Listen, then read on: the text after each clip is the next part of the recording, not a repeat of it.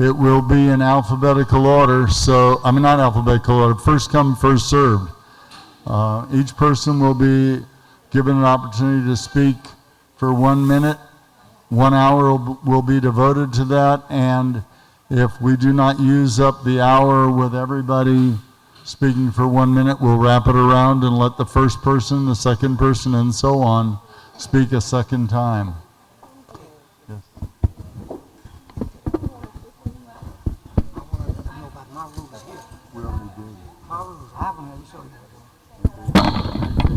Okay, I'm sorry. My name is Deloitte. I want to let you know about shapes and the rules. Okay, shape rules. Respect is called shapes and the rules. Nothing short of respect. That's what we're going to have in here. And I know we're going to do that because we wouldn't come here unless we had that in mind. So we're going to do that. I just want to let you know this. My name is Deloitte Park. I've been here 48 years, and we stand for justice. And we stand for whatever vehicle allows justice to flow. And right now, this is a vehicle. So I just want to let you know that. And so those who parked over here, we got somebody watching your cars, you're okay. And those of you in the lobby, they probably need to come and sit down because we're going to have a lot of people coming in and going out, and we want to respect whomever is speaking when they speak. I'm going to turn it over to Ted and to the group. I just have to know, though we're allowing you to have this meeting here because we want to support justice and fairness, you still have a rule, and that's the justice rule and the fairness rule. So we're going to go with that. Okay. Hey, Joseph, can you come up and join us at the table? I can do this from here. Yeah, I just want to say this to the else. Jim, would you please come to the front? Sorry. I passed you too many. Oh, I thought you was one.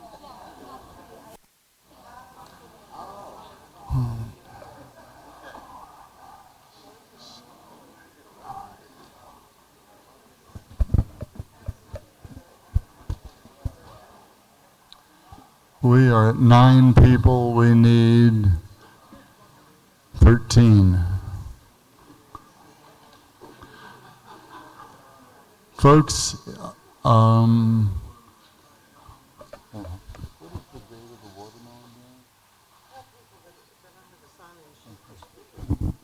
okay.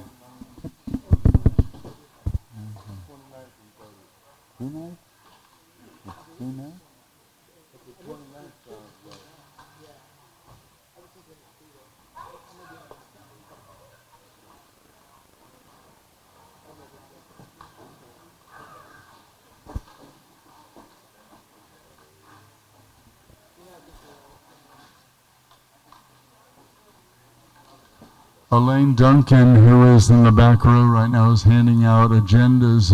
If you would, if you care to have one, raise your hand. What agenda?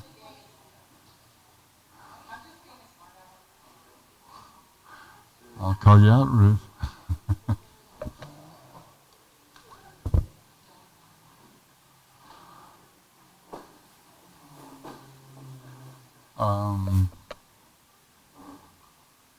There are a number of committees that the KPFT local station board has. They are supposed to support the work of the station. One is outreach, one is development, one is anti-racism and diversity, and the convener of that committee is here, Georgia Provost, hopefully, right here in the front row. The purpose of the Anti-Racism and Diversity Committee is to help us to build the audience in basically every audience except white males who are not handicapped between the ages of 21 and 65. Diversity, black, brown, Asian, Native American, every ethnicity, every religious group except, I guess, white male Christians. We're trying to make sure that KPFT becomes a more diverse radio station with a more diverse audience. And if you wish to participate in the Anti-Racism and Diversity Committee, please see this lady. You know, we can do all the broadcasting we want, but if people aren't listening, then what's the point? The Development Committee is a committee that works to raise money for the radio station. We have some people on staff who are working in that regard, and they can probably use some help. We need to find people with deep pockets, and you know, there have been people who are contending that we're trying to do something that's negative to the radio station. I hope this dispels that. What we're trying to do is to build this radio station so that it becomes the most powerful radio station in the greater Houston area. The agenda, I know all of you, probably all of you have one. Welcome. We're getting closer. Okay.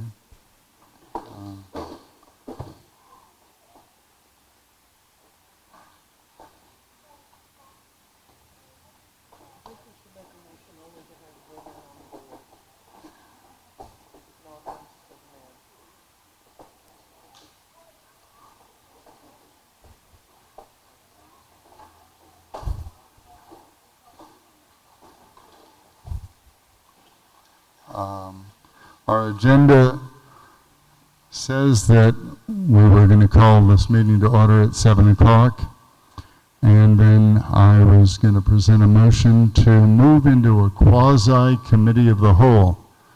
We're getting closer. Come on up.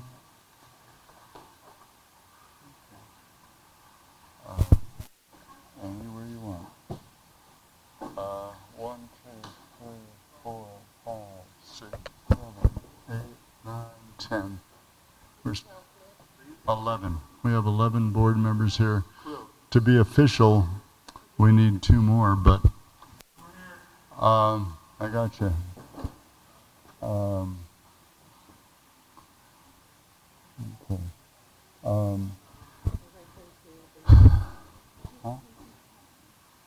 Okay, and then we need 1 more. Yeah, I think so. The idea of operating in a quasi-committee of the whole is to allow us to have just informal conversation. We're going to share with you our ideas, and then we're going to read at least the statement from Bill Crosier, who is out of town tonight. So we will hear what he said in attempting to terminate Obidike Kamau. Then Dr. Kamau will be given 10 minutes for his statement, and then each member of the board who's seated up here will be given 2 minutes to speak in alphabetical order, and then it will be your turn. Each person will be given 1 minute to speak for a total of 1 hour. So if there are more than 60 people, you're kind of out of luck. And then from all of these comments, and you might have an idea and you might state it in your 1 minute, and you might even write it down and give it to us. You might have an idea for a motion that we will debate and then vote on. But that vote will be unofficial. That vote will be something that will be carried to our board meeting that will take place at the Montrose Center on the 2nd Wednesday in August. That's August the 9th. That meeting starts at 7 p.m. This is an unusual meeting, and it's the first one where we've ever had any difficulty with getting a quorum. And I'm going to see if we can get some consensus up here from the members of the board. And that is, I don't even know if consensus is necessary, but I want to see if we can get it. Is there anybody here who is a board member who objects to us beginning at this point? Okay, no one objects. then we're going to proceed without a full quorum. And the idea is to proceed with the agenda that I just described. Is there anybody who objects to that? Well, see what kind of a night this is going to be? We're all going to get along. And I really believe that. Okay.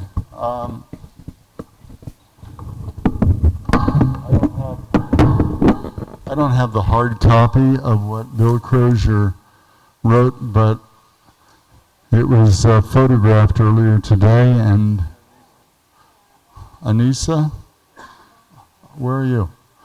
Oh, good. We're getting closer to quorum. Okay. What's really important is when we get to the motions part. Okay. Let's see if I can find that picture.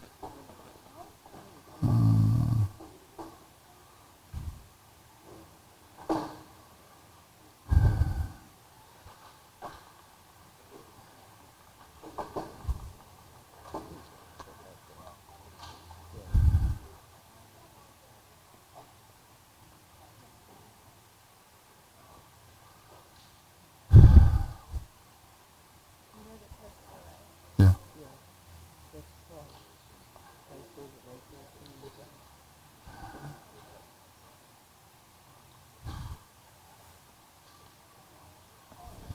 I've lost my mind.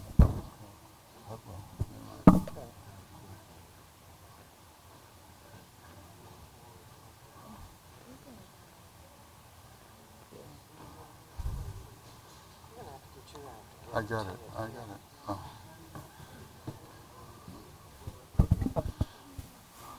Hi, Bob.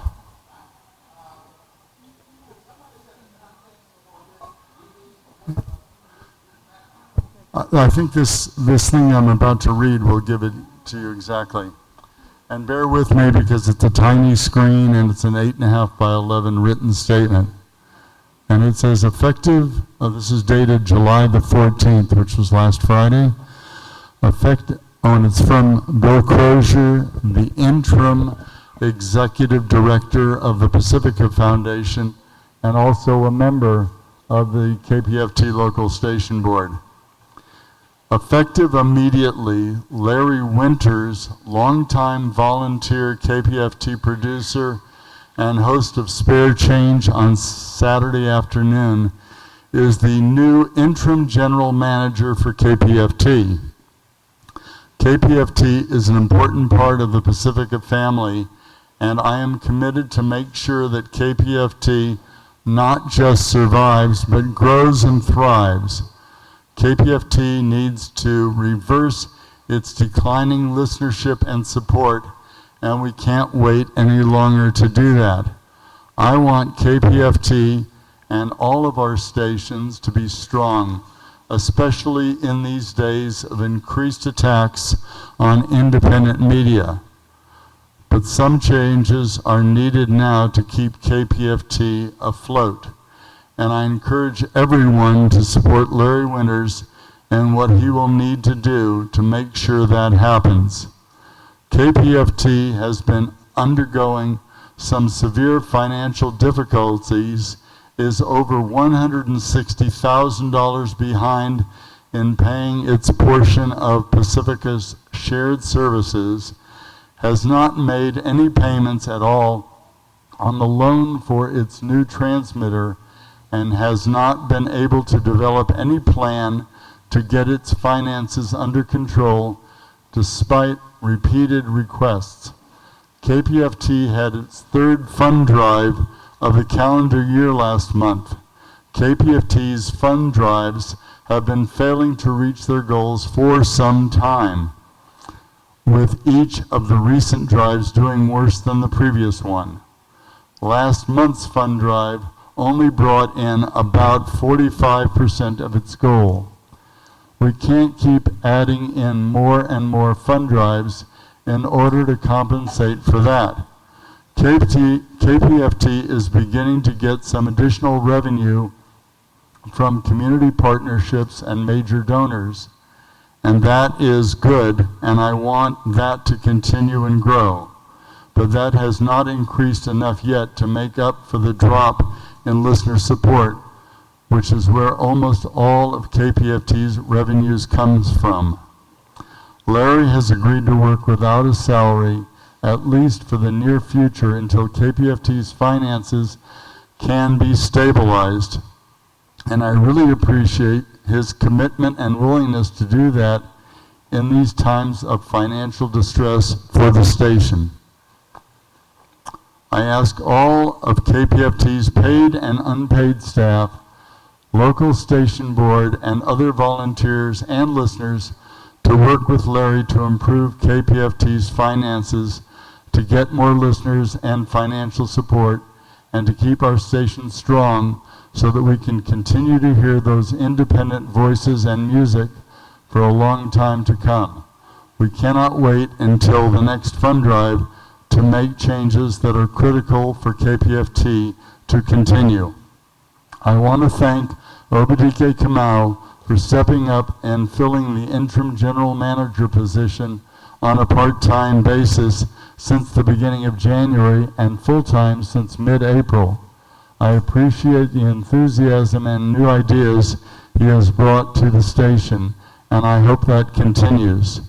KPFT's local station board is beginning a search for a new regular as opposed to interim general manager.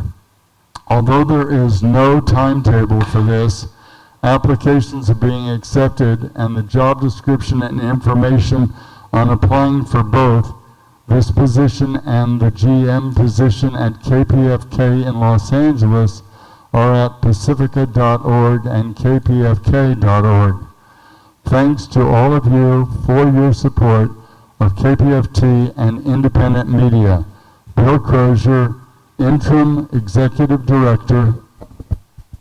And this just went dark on me. Pacifica Foundation, and his email address ed@pacifica.org. Okay, have we had any additional arrivals? Do we have officially a quorum yet? Okay, well, be that as it may, and Pat, thank you very much for that. Dr. Kamau. Yeah.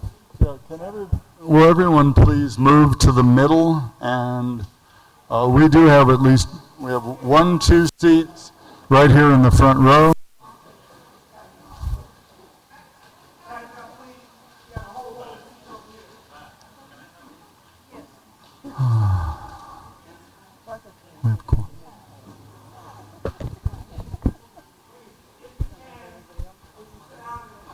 We have one seat right here. Oh, I'm sorry. We don't.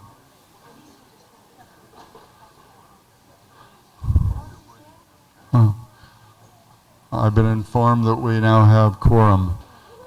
Venetia?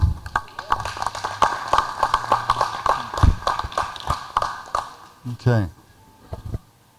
Dr. Kamau, I would...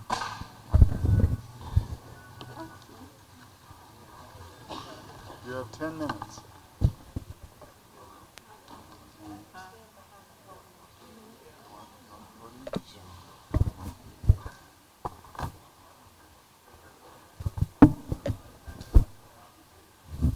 We're all reading these phones.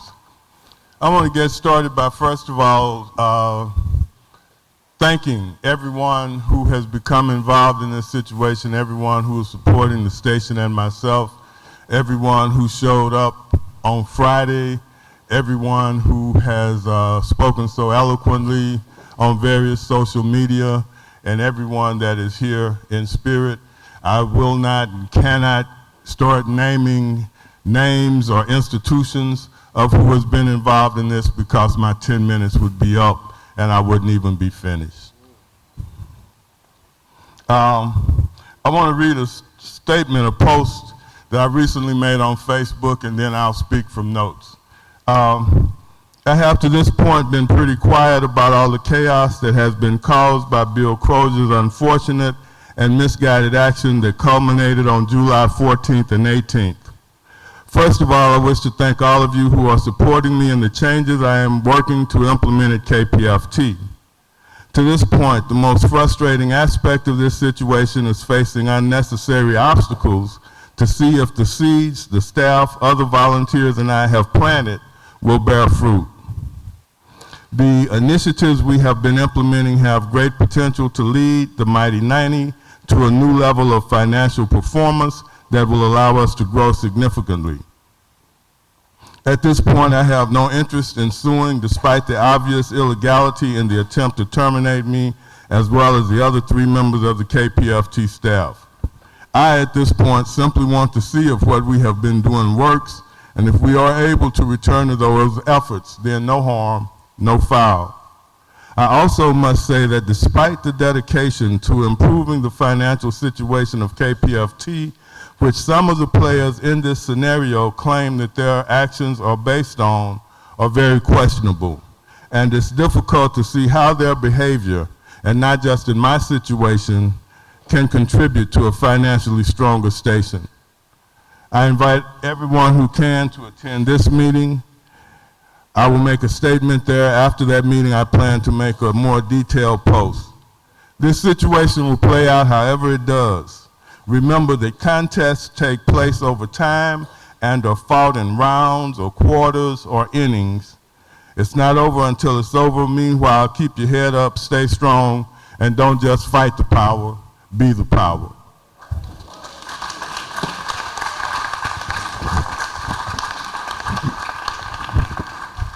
Real quickly, I want to talk about how I became acquainted with KPFT.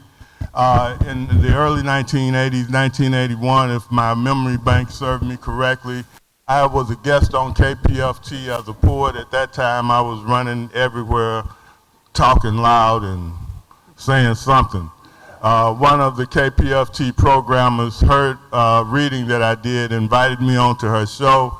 I went on her show, and as a result to that show, I was called into the manager's office by Ray Hill, and he invited me to have a show on KPFT. I can't talk about how thrilled I was at that development, but needless to say, I was. And from that point on, probably for 8 or 9 years, I was associated with KPFT, left and came back, became a programmer again on KPFT up until about 4 years ago when I pursued other media efforts. But until I came on as IGM, I had not been involved in media for 3 or 4 years. In December, I was asked to consider applying for this position by some members of the then local board. I thought about it and said, okay, I'll consider. I don't know how much I really thought I would end up with the position, but I did. And when I was asked to come into it, I really threw up a couple of what I thought were roadblocks. The first thing I did was say that that I needed to do it on a part-time basis. After all, I had a job, and I didn't think that was going to work. It's clearly more than a part-time job, but I was called back in a day or so and told that's all right. Then I figured that I was going to throw the real deal breaker in there. I said that if I come over there, I know that there are serious financial issues, and I would have to be allowed to do underwriting. Underwriting is a 4-letter word at Pacifica, so I thought, well, it was a nice thought. But lo and behold, a day or so later, I was called and told that I could, in fact, pursue underwriting. And so I went over there as a part-time person in January, but on so many levels, I was able to see enough to say that I would take a chance on it. I really kind of count my tenure from the middle of April when I came on as full-time, because that's when I began to be in charge. So I was in the process of initiating several different efforts. Very quickly, I knew that the fund drive is a dying model.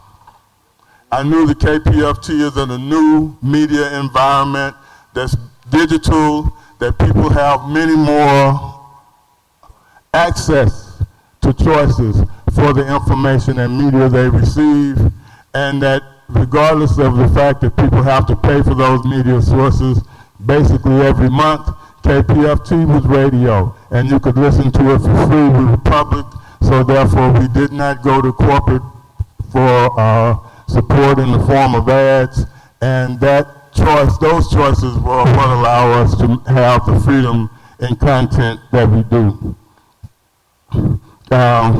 So that's how I got back to KPFT. I had told how terrible the staff was, and the thing that I discovered once I got on there, that the staff was not only not terrible, for the most part, they were wonderful. Okay, and if, that's good, okay. So does my 10 minutes start over? So as the staff and I came together and really began to work in harmony, and I think everybody, especially me, is very excited about the potential we have. I have to say that KPFT's primary way of raising money had been the fund drive. I also must say that over the past 10 years, KPFT has missed every goal of every fund drive except for one. One of the things I discovered from looking was that often the goal for what we needed to make was significantly lessened. And I think in that way, what we raised as opposed to what we needed was reduced. It's a kind of quick thing, and it's something that I didn't take advantage of in the one fund drive that I have coordinated. I also must say that there was a very strong emphasis on why I didn't panic. So I'm not going to stay with that. I want to say that in KPFT's voluminous bureaucracy, that the general manager is responsible for day-to-day operations. I must say that there was a very difficult mental place that the current IED has as far as staying in his own lane. And just a quick example, on June the 27th, which took an entire day from our fund drive, there was a national fund drive, and that fund drive made less than $30,000. So if that one fund drive is your demise, every general manager across the foundation should have been fired. It just shows how you can no longer rely on fund drives. So we created a very detailed plan, and we were in the process of implementing that plan. I must say that as far as the resources I had, the staff was one of the major ones. We were surrounded by talent, intelligence, and creativity. I generally have high expectations. There are a lot of loose ends at KPFT, but for the most part, I was unable to get to any of them because of the immediacy of our financial situation.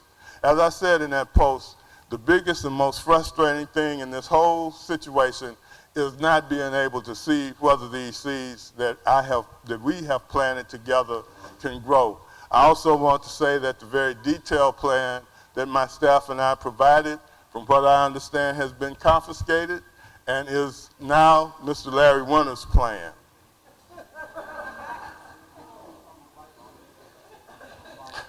I also must say that there have been 4 terminations, including mine, and that all of those terminations have taken place outside of the bylaws. As I said, the general manager is supposed to run day to day. Those other 3 termination letters were signed by the IED. So I want to say that KPFT needs a lot of help, and I think that the people who are running it and working with me have the ability to provide that help, but we do need more than 30 days to realistically turn a battleship around. Thank you.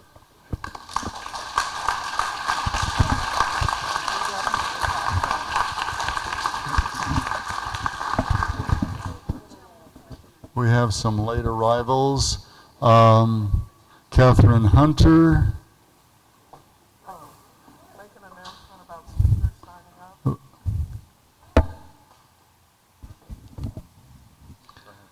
If there is anyone who wishes to speak, there is a list. We can pass it around.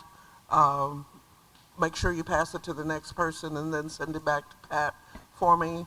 If you wish to speak at any time when it's time for the community, please put your name on the list. Thank you. No, that one is not the authorized list. We can only have one list. We cannot have dueling lists. Can we combine them? Can we combine the list? Let's just combine the list. Let's just combine the list. We didn't know someone else.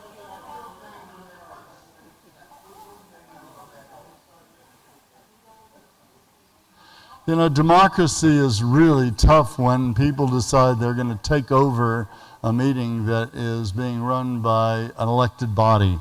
We are now going to begin the 2-minute comments from the members of the board in alphabetical order. The first one is Adriana Casanave. Second is Elaine Duncan. If someone will give me the second list, it will follow the official list that Pat Hartwell has and is distributing right now. Can you pass the microphone down to Adriana?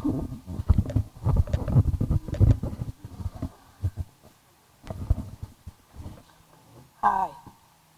Let me say one more thing to the board. I urge you to use this at least and take notes, because I'm going to ask you at the end of this hour and the next, this maybe longer than an hour, but to make motions. And if you aren't taking notes, I don't know how you're going to make motions. All right, Adriana, you have 2 minutes. Thank you.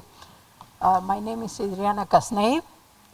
I'm a LSB member, local station board member since 2013.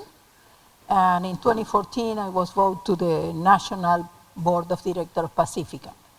A lot of things are going on in Pacifica.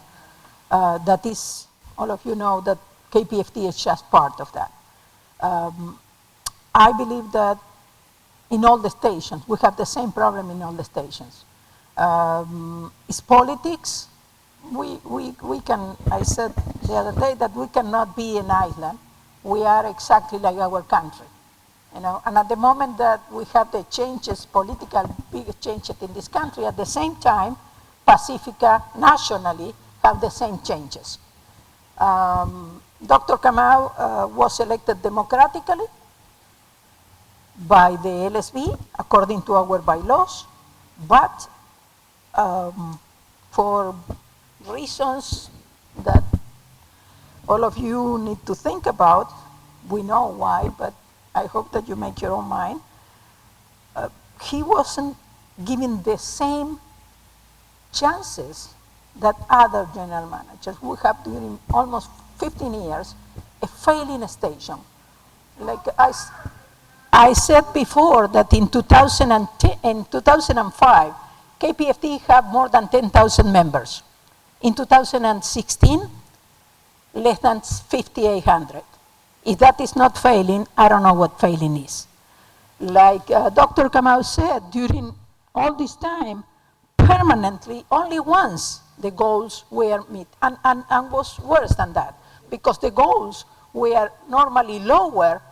You know, if I said that I need to raise 100,000 and I raise only 50, I said 50%, right? Okay, sorry.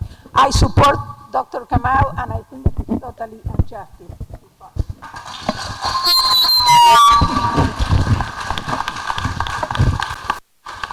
I just say something real quick? I really appreciate the hand claps, but I know that what will happen is that there's some people that you may not clap for. And so I'm going to ask everybody not to clap right now, please.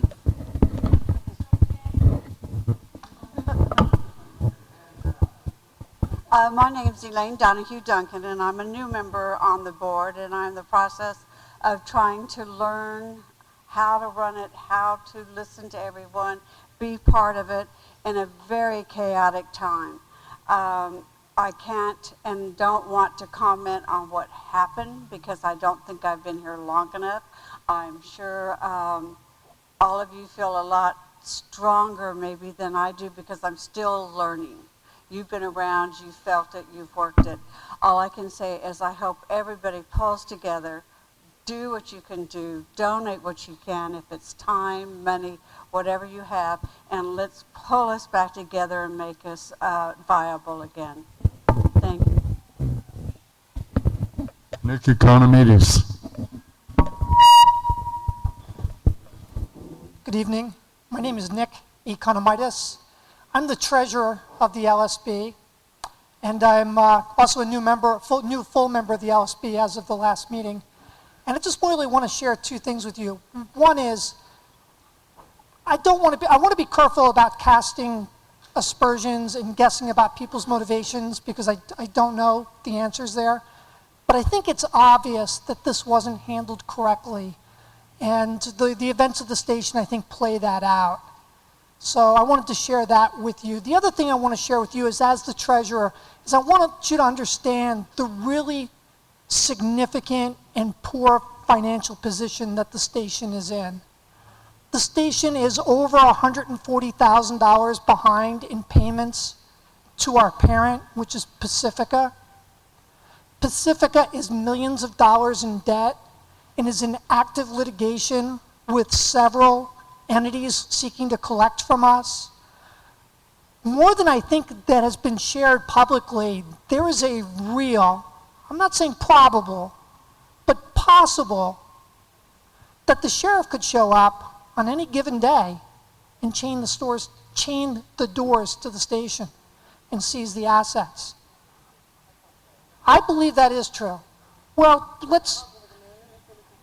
the station is significantly behind on its obligations. Pacifica is significantly behind on its obligations.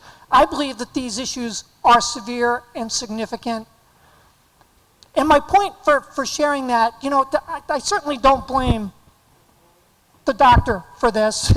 These have been going on for a long time. These are not new problems.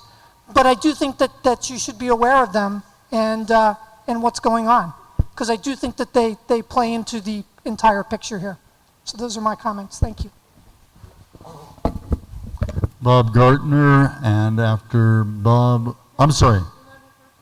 Yes, I'm sorry. Anissa Faruqi, and then Bob Gartner. It's a little difficult when people come in a little late.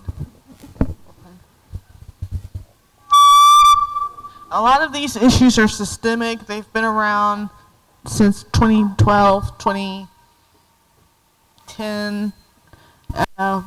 I first started listening to the station. I listened to the station through my uncle. The fact is that at the time, there was talk of a Hispanic programming, but there was no action. And unfortunately, that's a big thing. There's a lot of wonderful, great ideas that don't get off the ground.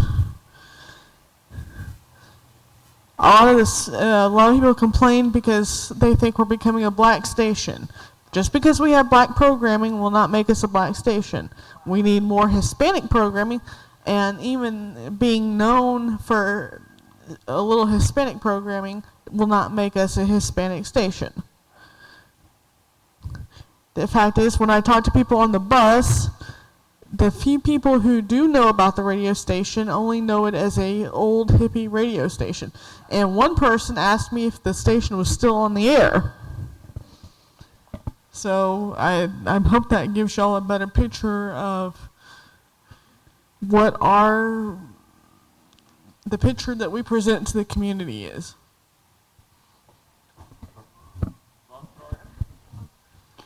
Hi.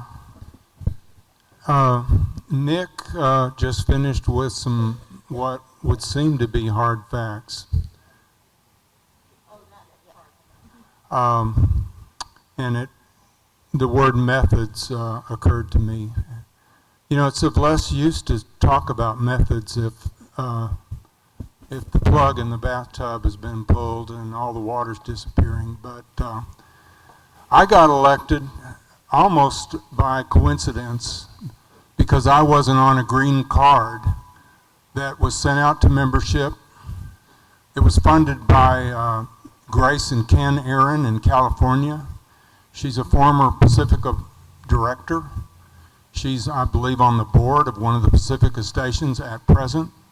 And they did a blanket mailing to not even just our station, and had a real slick card that had people's photographs on it. Mine was not on it. A year or two ago when Cliff Smith got elected, I was approached immediately by Bill Crosier and happenstance, Teresa Allen, and it was like they were ready to move in on me with something. And I didn't immediately jump, and then it was quickly they learned that I had not been elected. So methods to me are the basis that I question some of the moves that are being made and have been made immediately in the most recent past in removing Obidike Kamau. You've heard from a few others tonight already that the evidence is there. The station's been in attrition for years, and those are some of the arguments in a letter, I think, that was posted in the station as being Crosier's reasoning. I can't trust Bill Crosier because of that secretiveness.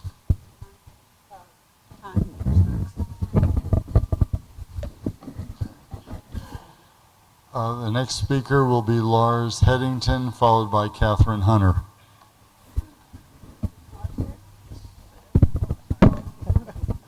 Hello, my name is Lars. I'm a programmer. I'm 10 a.m. to 1 p.m. Mellow Mondays, Wide Open Spaces, just to put a plug in.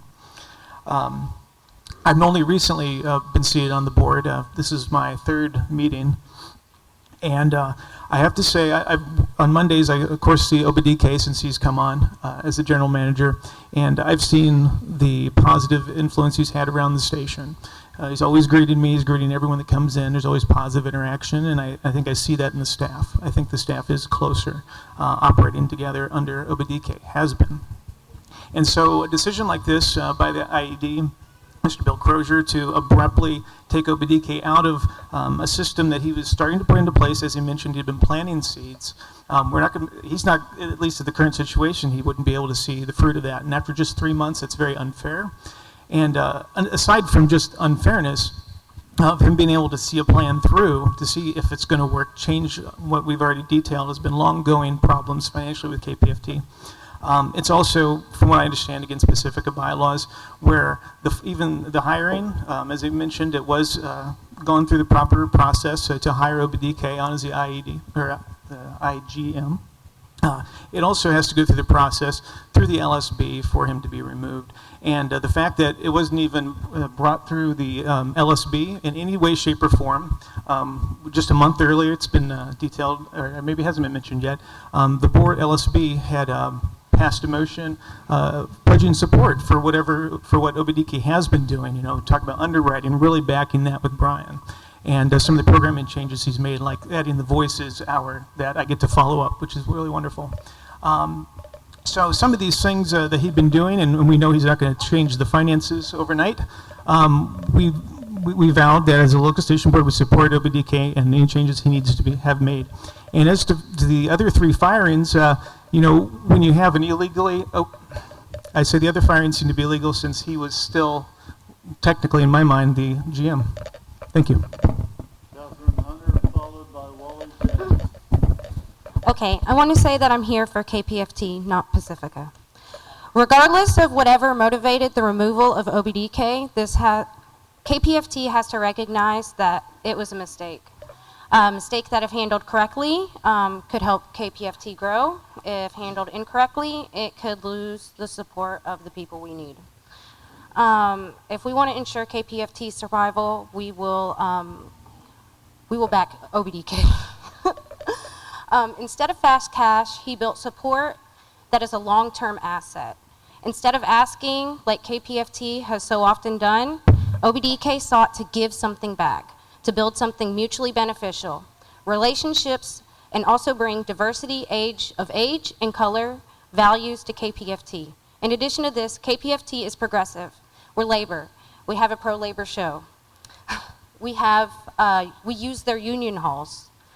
How are we going to fire somebody like that? How are we going to be a pro-labor, progressive voice, and this is how we treat people? I just think it's wrong. Larry Winters, if he wants to be helpful, he's the new GM or whatever, he can be the new assistant GM, do the fundraising that's so important after Obidike decides whether or not he would like him to be the assistant GM. Okay. Wally James, followed by Jim Krafka. I am Wally James, and I'm also new to the board.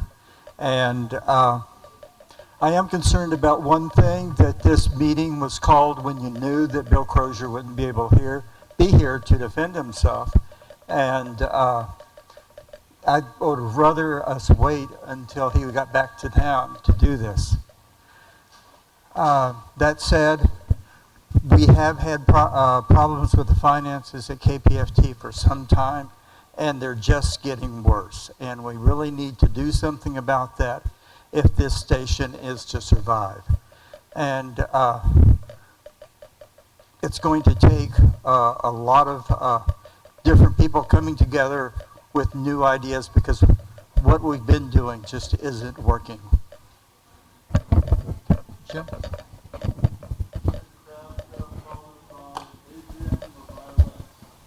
Hello, I'm Jim Krafka. I wasn't hoping to do some public speaking tonight, but I guess I will. I came down on Friday to support Obidike because I'm here as a result of being in favor of due process. In these times, this wonderful group of people, we're all supposed to be coming together to fight the problems in our society, such as the governor who just rams stuff down our throats, the president that rams stuff down our throats, and now this got rammed down our throats a few days after a contentious board meeting where none of this stuff was discussed. So I would like to hear more about this story, and I don't know, that's why I'm here.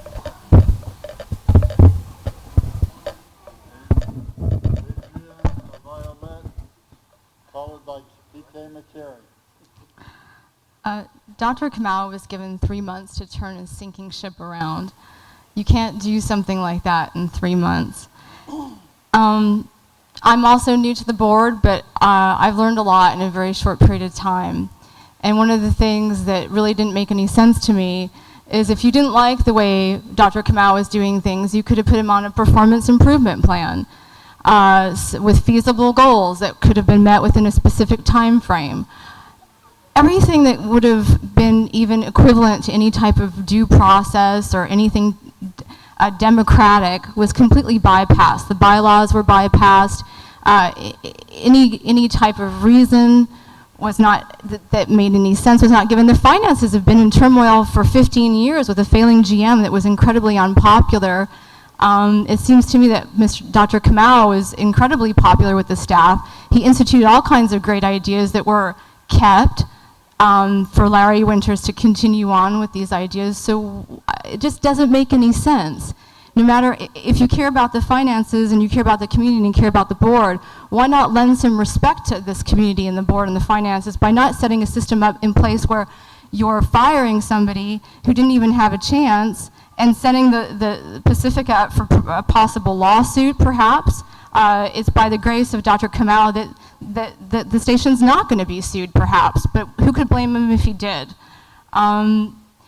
They point to the one failed drive. Well, that's one data point. That's not a trend. You can't judge someone on one failed pledge drive. So to me, logic doesn't prevail in this case. PK McCary, followed by Cliff Smith. Can you keep time? I don't know. Wait. All right, reset. I'll just get started. Obidike Kamau was not given this position to be a seat warmer by the local station board. Those who were asked to consider this position as interim had to ask themselves this question: am I the person to step into this role? And then the question the board had to ask was, is this the person to step into this role? Pacifica is behind in its obligations. KPFT is behind in its obligations.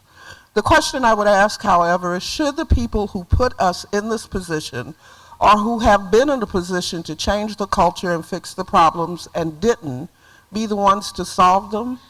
I think the answer is no. Not on our watch. The decision to fire Dr. Kamau was ill-advised. It seemed covert as it was done to the GM in Los Angeles without warning.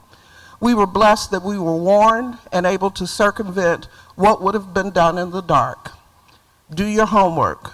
Sometimes people stay too long.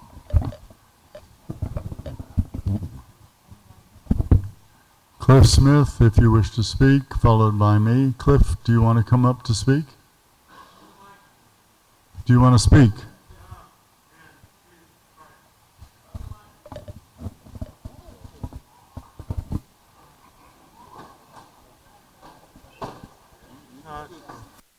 You can sit. No, I'm cool. I'm cool. Okay. I don't want to hear from the bosses, whatever liberal bosses we have. I want to hear from you. I want you to tell. Okay. I want you to tell me what you want. This is your station. It's not ours. It's all of our station. And if you can't work together, you're going to blow it. And you may not get another chance.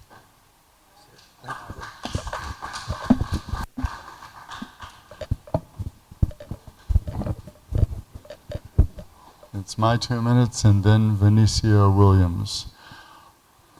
Bylaws matter. 16 years ago, the Pacifica Foundation went to court and a judge adjudicated this matter and put the bylaws that we now operate under into place.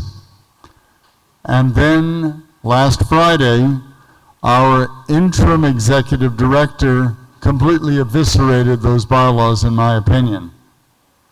One of the things that the bylaws say is if the executive director who can initiate the termination of a general manager and the local station board can't agree. Let me just stop right there. If the two cannot agree, we had a board meeting a week ago on Wednesday.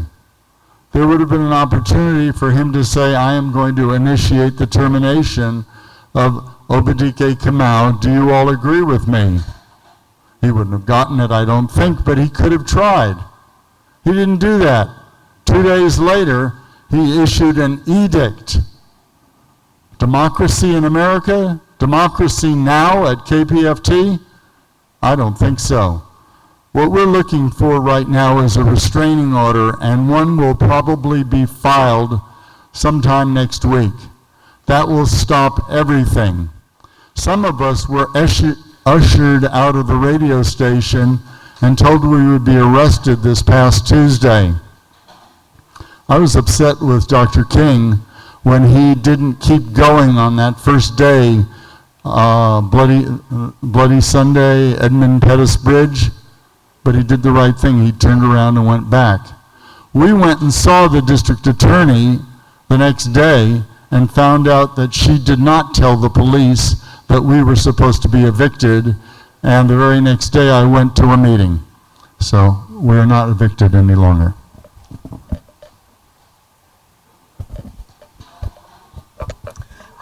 First of all, I just want to say thank you for voting me on to this local station board, because I'm the new kid on the block with Alexandra, and December was my first time being on this board.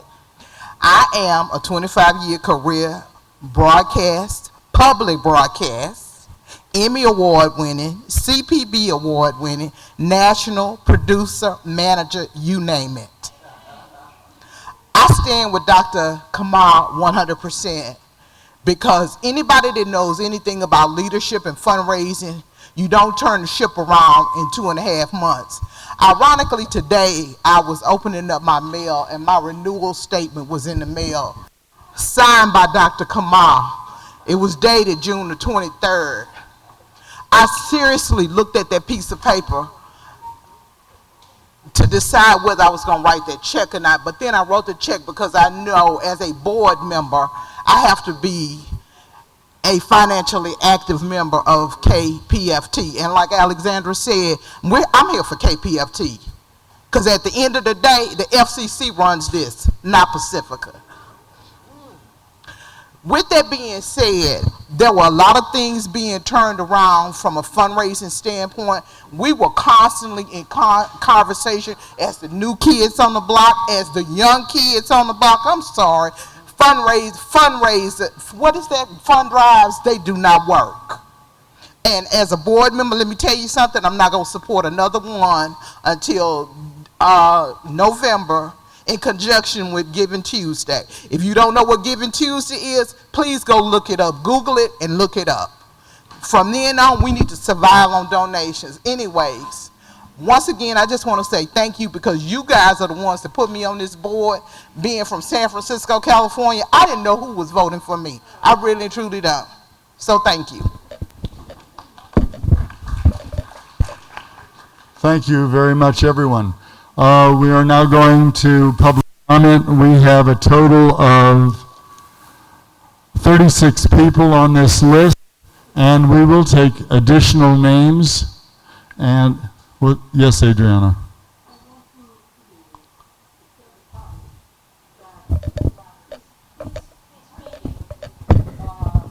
Some people were saying that this meeting was not proper because we don't have the 4 officers, but in this meeting we have the chair, the vice chair, the treasurer, and the pro tem secretary. It means that the 4 officers are here. That means this meeting is valid, and you make this meeting valid.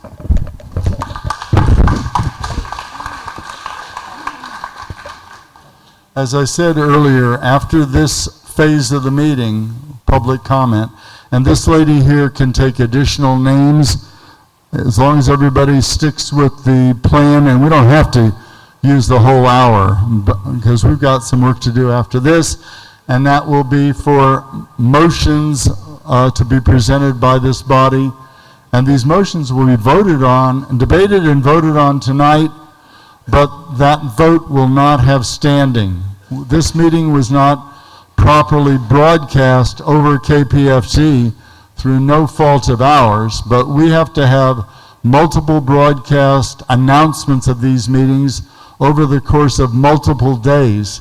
That will resume next week, but we are going to have at least 36 one-minute speakers. See this lady in the blue shirt if you decide you want to speak.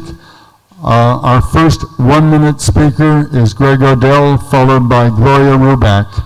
I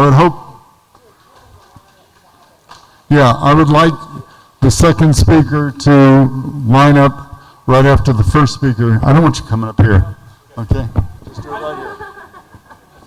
If you do it, everybody will, and we'll have a real...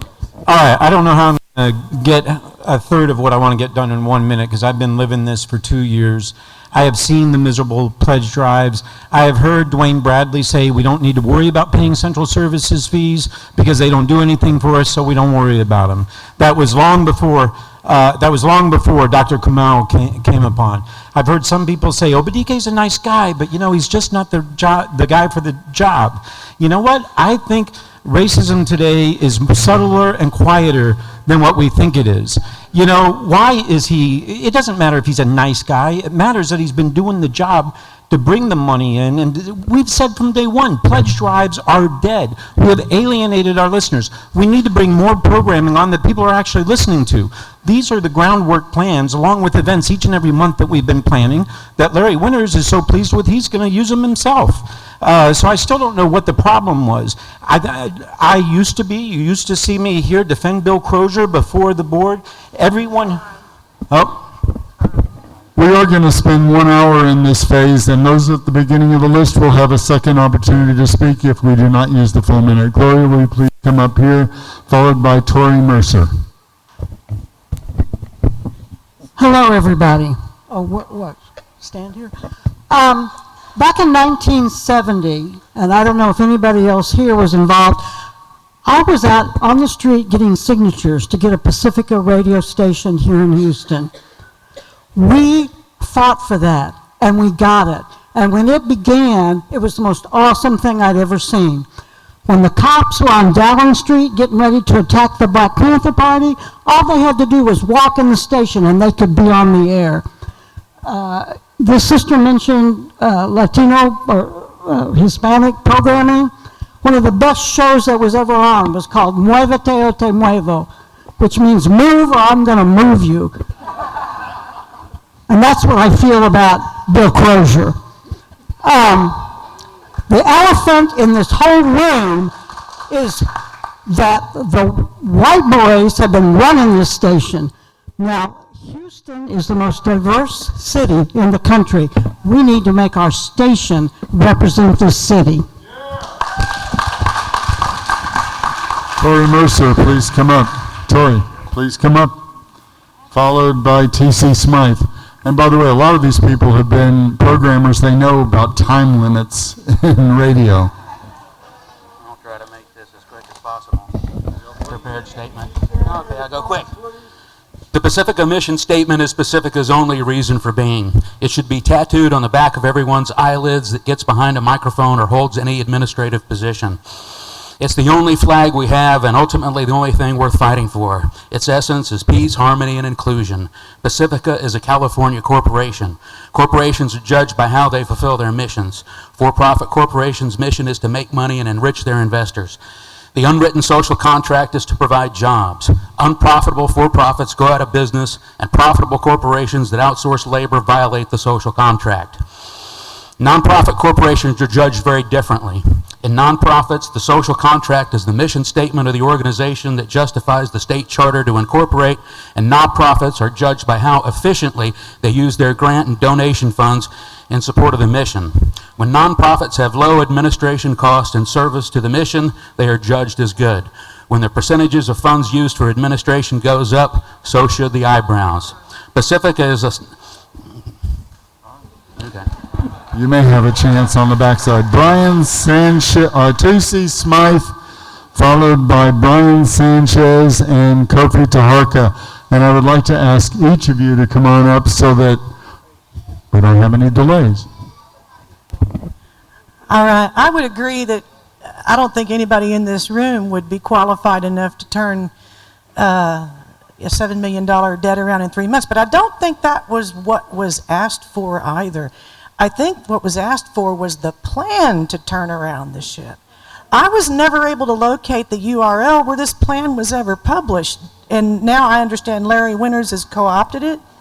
All right, so where is it published so that we can at least read and see if it's a worthy plan? Did you ever publish it when you wrote it? No? Okay, so we'll never know. But well, in the absence of that, could I ask, could you assure the donors that the money they donate will continue to support the programs they donated it to? Okay, I wasn't allowed to answer when I was on the board either, so I understand. Here you go, Ted. Okay. Brian Sanchez, then Kofi Taharka, and then Bernard Sampson. Please come up. Hello. Oh, oopsie. My name is Brian. I am the Director of Underwriting. I've worked with Obidike Kamau, Dr. Kamau, and I just wanted to briefly actually speak about that plan because what we worked on was a marketing strategy, was new development stuff. We were looking at grant writing.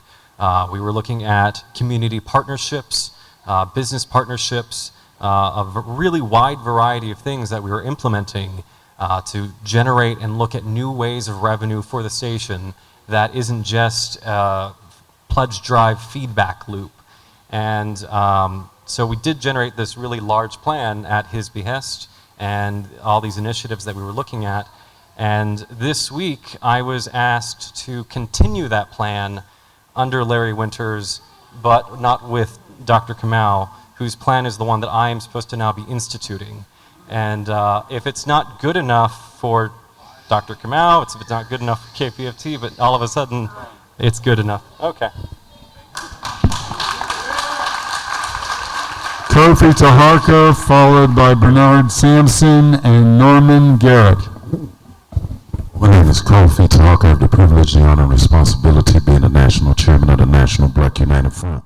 Since last Friday, I was able to speak to organizers, activists, and revolutionaries who are very familiar with KPFT from LA, New York, and Washington, D.C. And some common themes began to emerge. One is that Pacifica, both nationally and locally, is infected with the disease of global white supremacy and racism. And these are the people that have been running this organization. That what happened to Dr. Kamau is not unique in Pacifica or in Houston. The double standard that exists, the dirty tricks, the underhandedness, the secretiveness, this is what has helped cause this station to lose many black programmers, many progressive programmers, and one of the best ever was Brother Zen. That's why he left this station, because of all of the BS that was going on. And it's going on nationally. So there are national politics that are involved in it. My time is up, Ted. I'm doing good. We in shape, Center. I'm just going to take just a half a second more. With respect. With respect. And see, there are a lot of people in our community. If we say this is what we get from the progressives, the leftists, the revolutionaries, and this is another thing, that some of you all are some of the most racist SOBs that there are. And many of us say, or on the verge of saying, the hell with all of you all, because of, this is just the head what happened to Dr. Kamau, because of all of the stuff that we have seen locally. And we have some suggestions for solutions, but I'm going to respect the program. Thank you, sir. Bernard Sampson, followed by Norman Garrett and Bernadine Williams. Okay, first let me say KPFT has been around for almost 50 years. And in 50 years, they've never had an African American or a person of color running the show. There's something wrong with that. Even capitalist enterprises have gone better than that with affirmative action. It's a shame. And when they finally do hire a person of color, Dr. Kamau, they fire him after 3 months.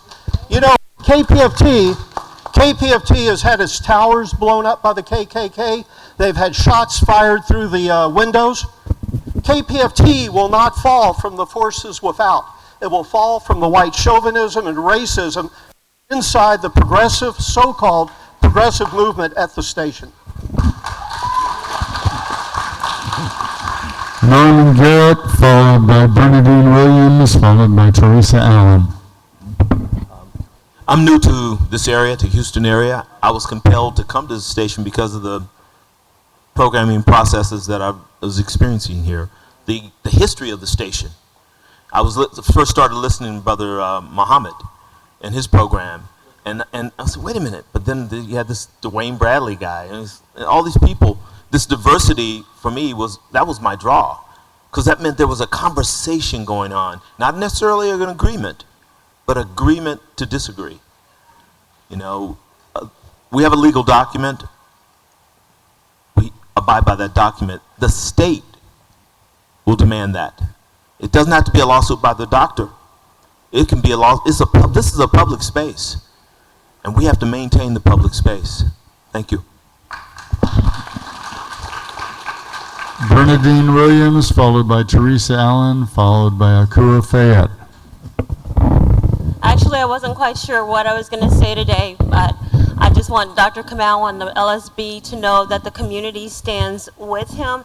Many of our organizations stand behind him, and we are all here to support his reinstatement as general manager of KPFT. It's a station that belongs to the people. It's Lou Hill's station. It's a Pacifica vision and mission that is not being served by the action of Bill Crosier.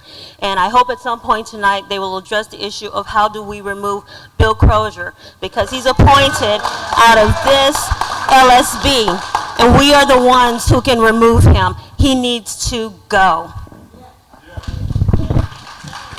Teresa Allen, then Akua Fayette, and Nancy Saibara Naratomi.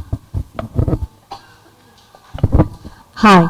I've been working with the Development Committee for a number of years, ever since I think it was Wendy Shrell was chair and she resigned a long time ago. I've worked, I guess, at the state of the station last May when our Hispanic program director resigned. At that time we had a full-time Caucasian general manager, a black director, full-time black development director, full-time black administrative assistant, full-time black business manager, full-time black membership director, 2 part-time Caucasian membership people, and a full-time black news director. Irregardless of your age or your race or your ethnicity or where you come from, I want to serve our listeners. I want them more engaged. I want more listeners and more engaged in the station. I want them covering the issues, and I want service to our listeners and our members. Akua Fayette, Nancy Saibara Naratomi, Fabian Sneevlet.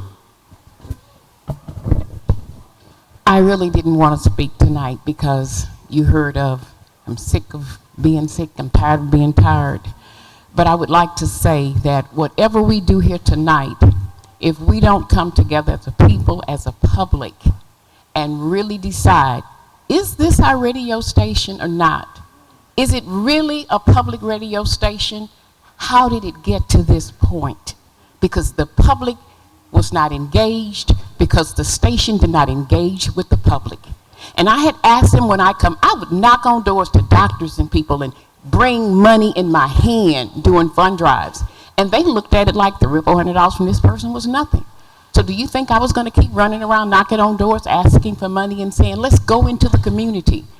Money will come, but people are not going to always bring it to you, and there are other ways that the radio station could have filtered into the community and help it to grow. Can't grow in that little house. And why is it painted like that? So the folks in the neighborhood would want it to be closed down. That's my opinion. Nancy Saibara Naratomi, Fabian Sneevlet, Don Freeman. Hi, I'm Nancy. I'd like to tell you, I didn't hear everything, so I'm sorry if I'm repeating, but Bill Crosier talked to the protesters that came to state KPFT on Friday, July 14th, La Bastille Day. And good day. And he said he justified his actions of bypassing the bylaw process, which requires the foundation director to work together with the process with the board and not just cut off a head. So he said he defended himself by saying he's the interim. He's not the foundation director. He's the interim foundation director. In the bylaws, there's no word interim. But, you know, common sense, this is like kindergarten, like, you know, don't hit on the playground. Okay, I stepped 2 inches out of the playground, I can hit Bobby. You know, this is very kindergarten. That's what we're against. So it's but to solve this problem, oh shoot. Fabian Sneevlet, Don Freeman, Lisa Blaylock. Hi everybody, I'm Fabian with Students for a Democratic Society. We stand in solidarity with Obidike and we call for the immediate reinstatement of Obidike, and we think that Bill Crosier should be removed and that it should be up to Obidike to decide who replaces him and to the people who listen to KPFT. Thank you. Don Freeman, Lisa Blaylock, Courtney Wilson.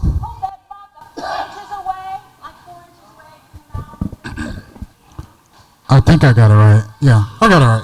Okay, I started last year on an HD side, and I was under Dwayne Bradley, and anything I would throw out there to make radio a little bit better for everybody else besides the, you know, our average listeners, which everybody goes, it's 45 and up. Well, I'm not 45, I'm 32. What about the 32-year-olds? What about the younger people? Well, that's where they put the HD side on.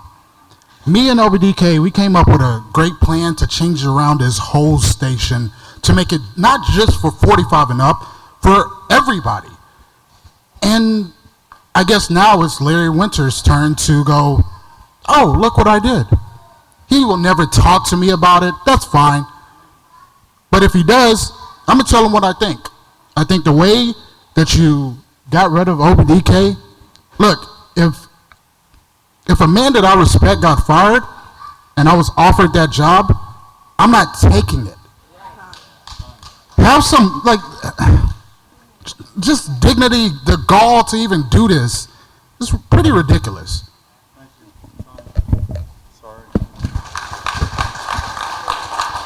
Lisa Blaylock, Courtney Wilson, and I have a co here, but I don't think that's anyone. Then V. Edner, I think it was Kofi, and we skipped that. So. 1 minute. Okay, I would like to first thank Dr. Obidike Kamau for everything he's done. He's done so much for the station, and it's so much disrespect that was given to him and degrading what's happened to him. So if y'all don't know the whole story, even though it's just really short, I ask that y'all look into it. Last time I came to the board meeting, I wasn't very happy with the board, and I wasn't happy with somebody in particular. I'm not going to mention any names because I'm not allowed to do that, because that's how I wasn't allowed to talk last time. But that person just so happened to be the person that called the police when Dr. Kamau was escorted out by the police. Okay, so I won't be able to talk very much tonight, but I will be on the radio tonight on KPFT tonight after midnight from 1 to 6 in the morning. I'm Lisa Blaylock. My show is Night Sounds. If y'all want to talk to me about this, I'd be happy to talk with y'all. Thank y'all so much.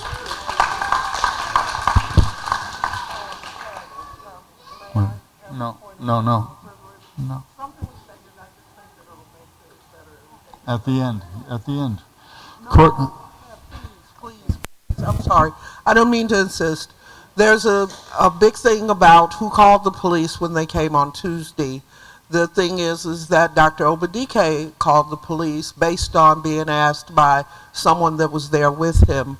But what we have also learned is that the police said that the district attorney told them to give them trespassing warnings and to escort them off. And that was not true, and there's an investigation where the police who have said that will now be brought under scrutiny, but also the person who told those policemen to do what they did. Okay. Courtney Wilson, V. Edner, and Ed Barr.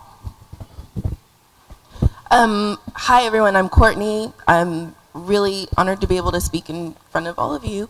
The main thing I want to say is that I support Obidike Kamau. I was really excited about the changes that were coming through. I've worked professionally in nonprofits for the last 15 years, and I know what has to be done to raise money in a nonprofit, and currently KPFT is not doing a lot of things that they should be doing. So I was very excited about the turnaround, even underwriting. I don't like that word either, but the fact that we are in a situation where it was going to be looked at, I did appreciate that.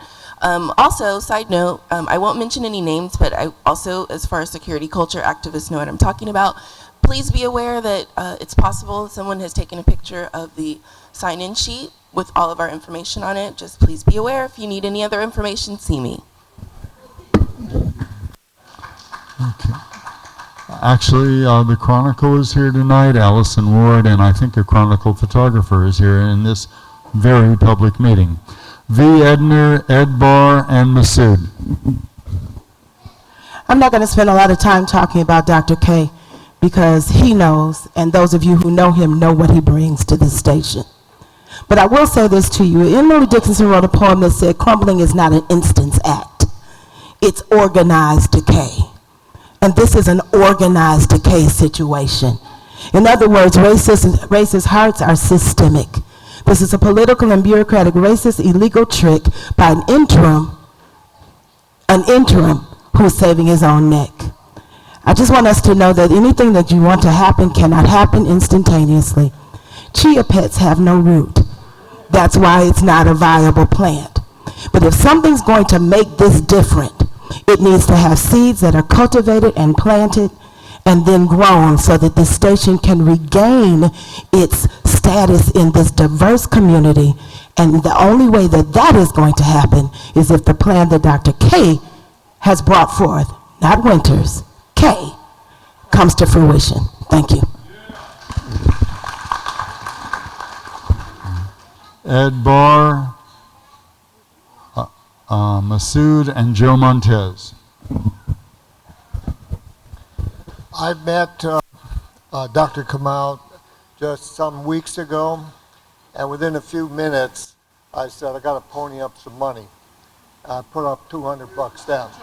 I put up $200 down, and my intention is to put up another $300. You know, if anybody can go peek through the blind and say, money, honey, and get the money, this is the man.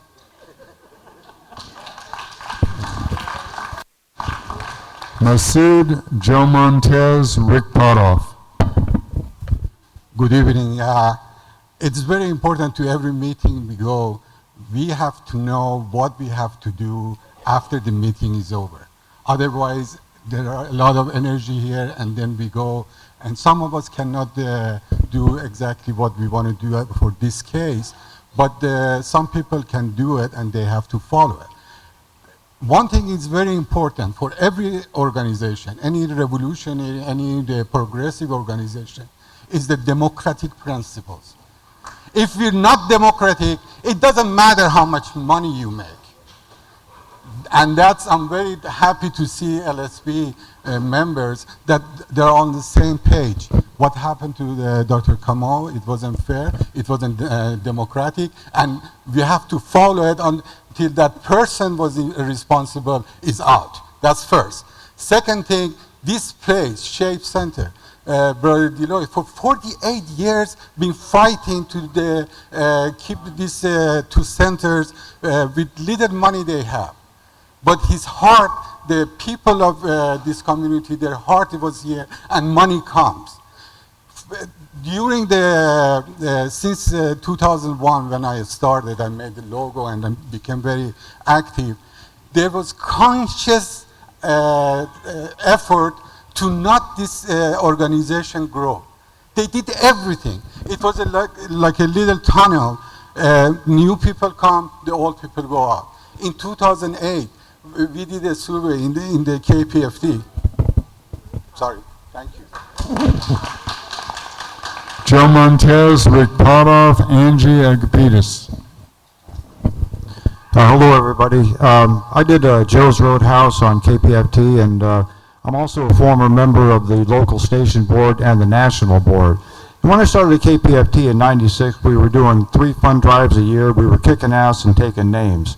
Programming is the lifeblood of radio, folks. Programming has slipped drastically, and you can see the results in 6 fund drives a year. I was here last month for a programmers meeting, and I heard Obidike's ideas for underwriting, which I thought was a great idea. You know, it's most people I talk to, when I say KPFT, they say, oh, I don't listen to that anymore because every time I turn on, it's all fund drives. Well, you listen to 88.7, and they do a mixture of fund drives and underwriting. This is a great idea, folks. I think Obidike had the right idea and had the right direction. And I can't believe that an interim national director has the ability to come down here and remove our interim general manager. And I want to thank Ted Weislegal, who I often have considered to be a pain in the ass. I knew you'd let me say this. He's often been considered a pain in the ass, but he always surprises me by managing to do the right thing, and I applaud him for his actions.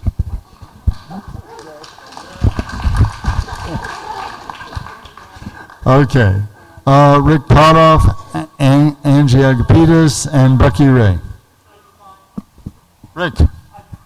Oh, okay. Angie Agapitis, Bucky Ray, Judy Emerson.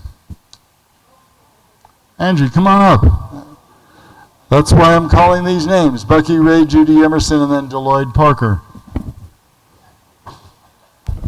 I thought I was signing the sign-up sheet, the sign-in sheet. Well, Well, I've been listening to KPFT since the 70s, and can't say I've done a lot, but I have contributed over the years. I agree with Masood that this is so undemocratic. We need to make it democratic by getting rid of Bill Crosier, and that they did this in such a horrible way. We just need to get some sanity back. I don't understand why they said one reason, that they didn't like his proposal or something, but somehow they like it now. But then it was, oh, we don't have the money. So that sounded duplicitous to me. I'm really nervous that we're losing this station with all this. It's been in the news and on the radio and on the television. But anyway, we just need to get rid of Bill Crosier. I don't know how we would do that, but certainly y'all have ideas. Bucky Ray, Judy Emerson, Deloitte Parker. Thank you. I'm just speaking as a brand new volunteer programmer. I've come in the last 6-7 months. In the few months that I've been here, I've gotten a lot of inspiration, a lot of support, a lot of direction, and a lot of permission from Obidike to take new ideas, to engage the community. And it's just, I can tell you from efforts to reach out to the community in the last week, everyone's talking about how unprofessional it was, that there's been this a fight at the top of an organization that's supposed to represent the community. There's a lot of energy coming into the station. I've seen a lot of growth and a lot of engagement from people in the community. It's planting seeds. If you plant seeds, you may not see the plants grow for a little while, but I know that the leadership that I've gotten and the inspiration we've gotten from Obidike has helped us engage the community, and I would like to see him and his ideas continue to help us flourish. Thank you very much. Judy Emerson, Deloitte Parker, Rachel Clark. Hi, we've been failing financially for ages, and that has caused people not to want to donate because they don't know what the heck's going to happen to their money. The money is directed to something, and then somehow or other Dwayne Bradley walks off with it somewhere else. And it's supposed to go over here, and Dwayne gets it. What the hell? This is Radio for Peace. That means, we talk to each other, we help each other, and things happen right for the community. I've been listening since Mandy in the morning, and I love this place, and I love S.H.A.P.E. Thank you, S.H.A.P.E. Thank you, Deloitte. And Obidike is it. He is good, and his plan works. These getting grants and underwriting from people and organizations that we agree with. Not just taking whatever corporate money we can get a hold of. Deloitte Parker, Rachel Clark, Brother Brian Muhammad. 48 years I've served as Executive Director of S.H.A.P.E. Community Center. From the beginning of this institution, I've been here. I've seen a lot. And I'm going to tell you right now, S.H.A.P.E. Center represents a large number of people in this community. We have a large following. And I can feel comfortable saying, representing that following, that we support Obidike Kamau 100%. So the family of S.H.A.P.E. Community Center, the board of directors of S.H.A.P.E. Community Center, the volunteers of S.H.A.P.E. Community Center, all those people who come to S.H.A.P.E. support Obidike Kamau. I just want to let you know that, and I feel comfortable saying that. So I'm saying to you today that KPFT is going to be, if it's going to continue to be around, we need the spirit, the energy, the knowledge, the understanding, and the support of Obidike Kamau. If we don't get it, we are not going to be able to make it through this time, these hard times. So again, on behalf of S.H.A.P.E. Center, we endorse Obidike Kamau 100%, okay? Just want to let you know that. Thank you. I want to remind you all, Rachel, come on up, that we have additional names. We're at 35 plus about 10 more. We're up to 42. So it's Rachel Clark, Brother Brian Muhammad, and then Robert Ford. Okay, I'm with the Houston Independent Media Show. I've been involved in one way or the other with KPFT for 17 years. I've seen a lot. Also in my day job, I work with nonprofits. I work to try to build systemic change in public education. That being said, when it comes to a plan, for a plan to be effective, it needs to have wide support and buy-in and multiple stakeholders. And I want to thank personally Dr. Kamau, because in the time you were at the helm, you started to plant the seeds and actually make that happen. When I came to the programmers meeting, there was an energy that I haven't seen since the lawsuit was settled in 2000, as far as people being excited and engaged. I also want to thank you because I watched you on Green Watch TV, and I've heard your interview that, thank you, Ernesto, I know has done a great job of posting on social media. You have still, I mean, this is an emotional, tough time for all of us. I can't imagine for you. You have handled yourself with poise, grace, professionalism, and continue to be reflective and own things that maybe were not done the way they should have been, but wanting to continue to move forward. And I just want to let you know that there's a lot of us that want to continue to support you in that, and thank you. Brother Brian Muhammad, followed by Robert Ford and Pat Hartwell.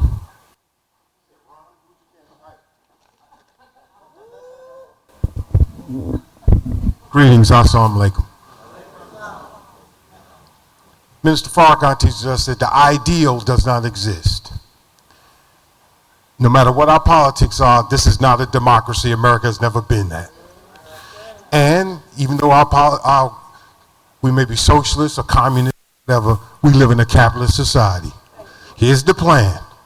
We need from the board what we need to raise, and we need to go raise that money. Okay? The people are smarter than you think. Tell them the truth. Tell them what's at stake, and they'll come through every time. That's the KPFT I believe in. So let's do the work. Thank you. Assalamu alaikum. To clarify the record, that was Brother Robert Muhammad. His name was written as Brian on the sheet. I don't know how. Okay. Robert Ford, Pat Hartwell, Boise Jones. Good evening. Robert Ford, 3rd Ward resident.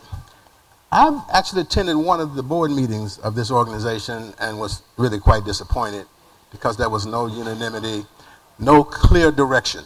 Now, I want to use my time first to say I worked with this guy for 15 years. I know his capabilities, and I know he can lead this organization. I don't need to say that because so many people have said it. I have a couple of questions. How many people in here listen to KPFT? How many people have invested in KPFT? Now I want to know from the board, what happened to your market share? Someone said 10,000 members some time ago, 5,800 now. Are you actually using any strategic approaches to figuring out where your market share went and what you're going to do to get it back? Because if you don't get the market share in terms of membership, you can't raise a lot of money. So you have got to be more strategic as a board. That's my advice. Pat Hartwell, Boise Jones, Alon Aparim. Hi, I'm Pat from the Prison Show. First, I want to say that everybody that I know that I'm affiliated with supports Obidike, and we will not stop. Second, I want to say, under Obidike's leadership, he has brought the diversity that we deserve. And I also want to encourage every one of y'all in here to find a show that you like and come down and volunteer. Show Bill Crosier and his cronies that we are the community, we are the KPFT people, we will occupy KPFT, we will occupy the airwaves. We cannot do it without the community. It is nice that you send money, it is nice that you clap, it is nice that you go on Facebook and like our post. It is better that you show up in person for whatever show that you like. We're diverse. Come on out. Boise Jones, Alana Parim, Georgia Provost. Thank you. My name is Boyce Jones. I arrived in Houston on April 5th, so I'd say I'm pretty much a quintessential listener. I've listened to public radio from KPFT in San Francisco to, can you still hear me? Okay, can you hear me now? All right, thank you. What I'd like to really say is that, again, as a quintessential listener, it's very important that this type of program continues. I don't know what you guys have to do, but there's going to be a lot of people like me who come here that's going to really need to have some alternative programming. And whatever it's going to take, I really hope you guys get this thing together because it's very important. I know there's an African proverb that says, in the struggle between two elephants, it's the grass that suffers. Thank you. Alana Parim, Georgia Provost, Fred Hamilton. 45 years ago, next week, Carl Hampton was shot down over here on Dowling Street, now Emancipation Avenue. And we again are in revolutionary times. There are only 2 stations in this city that are not commercial, and one of them has major support by university, underwriting, foundations, and everything else. I listen to both of these stations about equally because the other station has some really great programming that I find is educational during the midday times and so forth, science programs and so forth. But we need to do some revolutionary things. You can't go by the old methods. In this day and time, the media is fragmented. Internet, we need to use it more, and so forth. Obidike Kamau is eminently qualified, and we are supporting him for that reason. Thank you. Georgia Provost, Fred Hamilton, Hataji Aziz.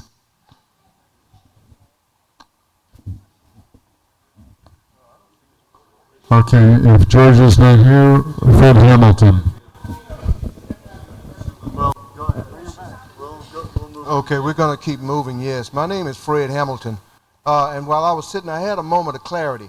Whatever it's worth, I've just determined that quite a few of the people that's in here is definitely involved in programming and things of that nature. But here's my moment of clarity. Underwriting is an issue. Endowment for the arts may have some money. Participation in significant venues like the Houston Astros, basketball games when they come. KPFT needs to be somewhere up close and personal. Here's another one. Mayor Turner comes out with all kinds of issues down at the mayor's office. KPFT needs to be close around if they're not already doing that. Tie up PBS with something. PBS is out there and they should be doing something. Why can't we tie up with them in some meaningful way? Al Sharpton, he's another one. KPFT must be out front and with noteworthy news. In other words, wherever the venue is, somebody needs to get out there so that it can be well known among the general public about KPFT. Hataji Aziz, and then I need the second list, and if you want to speak and you're not on the list, you need to, we'll create a third list. I'm not here to sing Kumbaya. I'm not here to romanticize Obidike Kamau. I've known him for 37 years. I was one of the first women of color to run her own boards at KPFT. It was white male dominated and white woman dominated. But if we think that all the white racist people disappeared, we would have no problems. You are suffering from an illusion.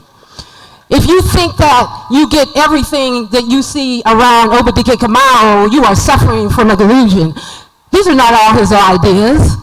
This is a group of people that helped him figure out these ideas. Robin Wilson, who is not here, has burnt the candle for everything that you see that we're talking about. It's a group. If you romanticize him, you were repeating the same mistake over and over and over again. My experience with KPFT before and now has not only been racism, but it has been sexism. Women of color have a hard time talking about sexism because we don't want to be rejected by black men and men of color. Just this week I was called baby girl. I'm a 64-year-old baby girl. Yesterday I was called dear one or dearest. I'm a 60-year-old dearest, whatever. I will not tolerate that. I have earned the right. I volunteered at S.H.A.P.E, NAACP. I have volunteered since I was 13 years old, and I'm 64 years old now. People want me to do things and tasks and do my duty. I have a brilliant mind. So if we don't change the culture and do some healing, and we keep romanticizing, we would have failed the test. I want us to evolve. If you're a white radical and you can't call me on my internalized racism, I don't need you. I don't need you if you want to stay sexist. I don't need you if you don't want to be honest. I'm not here to romanticize anymore. I have died behind romanticizing. Wake up, women. Wake up, people of color. Wake up, white people. Go get some help. Just because you read French for 9, you think you're not racist? I am sick and tired of being sick and tired.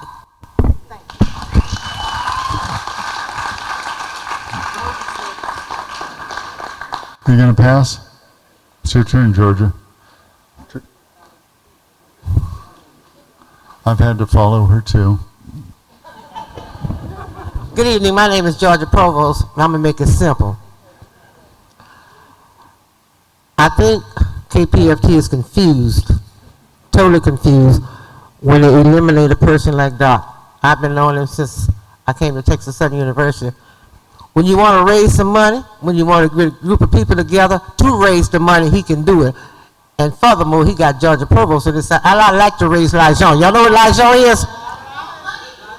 So everybody in this room, when they put him back in position, don't be acting like you got convenient amnesia. Write a check and hand deliver it to KPFT.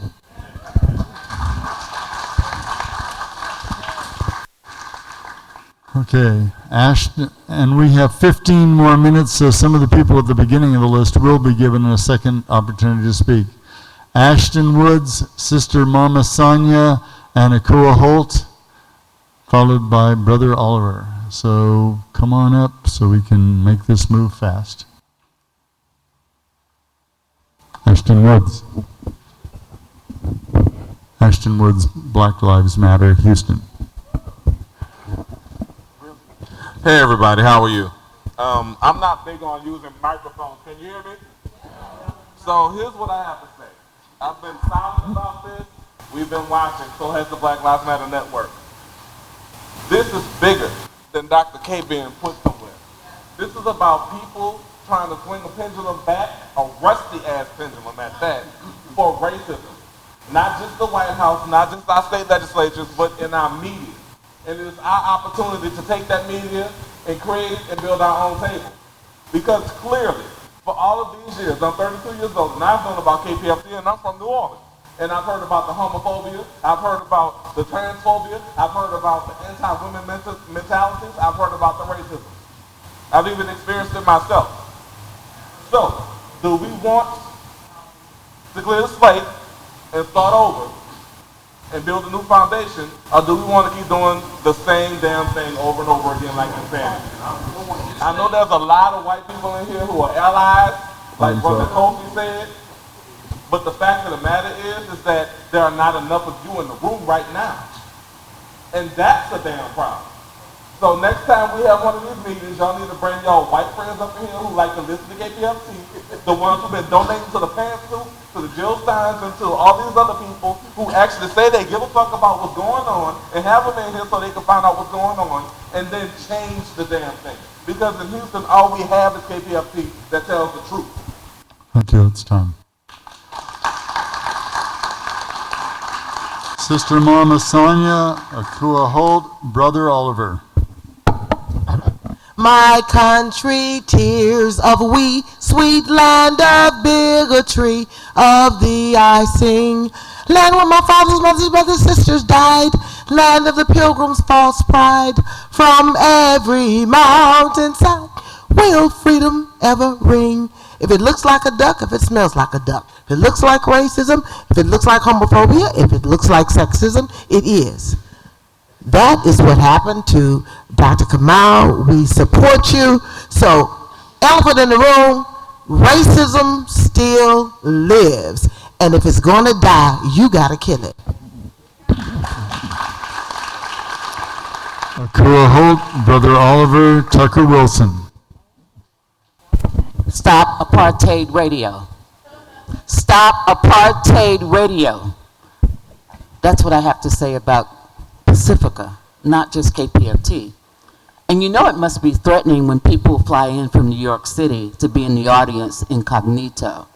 You know it must be threatening when board members have to stand up and tell you how many black people are on staff and how many white people are on staff. That's not what this is about. This is about how you treat us. This is about how you treat humanity. This is about how you silence voices. That's what this is about. And we have met with the former manager, as well as some of the board members who are in this room for the past 15 years, to discuss how we can diversify the station and bring in more money, and they resisted. Right, Sister Bisala? You were there. PK, you were there. Esther King was there. Robert Muhammad was there. Gloria. So the first question must be, do they want us here? And I would tell you they don't. And they have systematically around the country silenced black and Latino and progressive white voices. But this is the People's Station. That's what someone asked me on Facebook. Why y'all fighting over there for Pacifica? Why don't you come to internet radio? This is public radio. It does not belong to you. It belongs to the people. Even to our visitor from New York. This station belongs to the people. Thank you.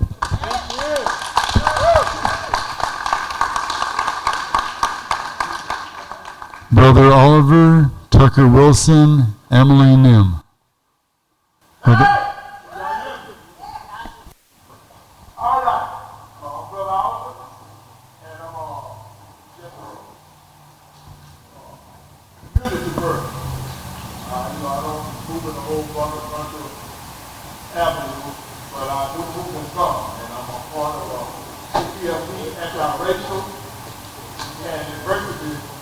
Discrimination here.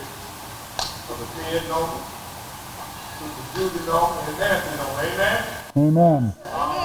So now, what you do with these parts? Everybody wonder about this? Well, what about if it don't work? What you talking about? What you do with these parts? And first thing got nothing to do with homosexuality. Look at your dictionary, they tell you a punch is a dry piece of wood. So that means they're dead. You need something alive. Get rid of these parts. What you do? All the members. But if it don't work out the way you try to work it out, all the members need to vote and get a lawsuit because they're not old enough to work their stuff. And also, Brother Obidike, he do his lawsuit separate. Okay? You hit him with the 1, 2. Time is up. Okay. Time is up. So, hey, when that time is up, we get our off. Tucker Wilson. Good afternoon. Okay. With all due respect, I'm going to try to stay within the time limit here. But I wanted to speak specifically to you, Teresa. Ma'am, you are a part of the problem. It's interesting to me that you would stand here and rattle off the racial makeup of the staff when you neglected to say that just like lots of media outlets, your minority makeup counts when it comes to funding. Let's be real what the minority makeup is all about. Any staff is only as strong as its leadership. So although you never expressed concerns about the blatant racism, sexism, and every other ism that kept the entire staff oppressed and marginalized here at the radio station for peace, But then suddenly, when a black GM gets into office, you are concerned enough to tell somebody that you are worried that KPFT is going to become a black radio station. You are part of the problem, because I say to you, where were you when you could have been a part of the solution? When you could have been offering some type of help to try to fix the problem? You weren't worried about it being a black radio station when the white man was in charge, oppressing the very staff that you just talked about. Look at the leadership. Pacifica, any organization is only as strong as its leadership.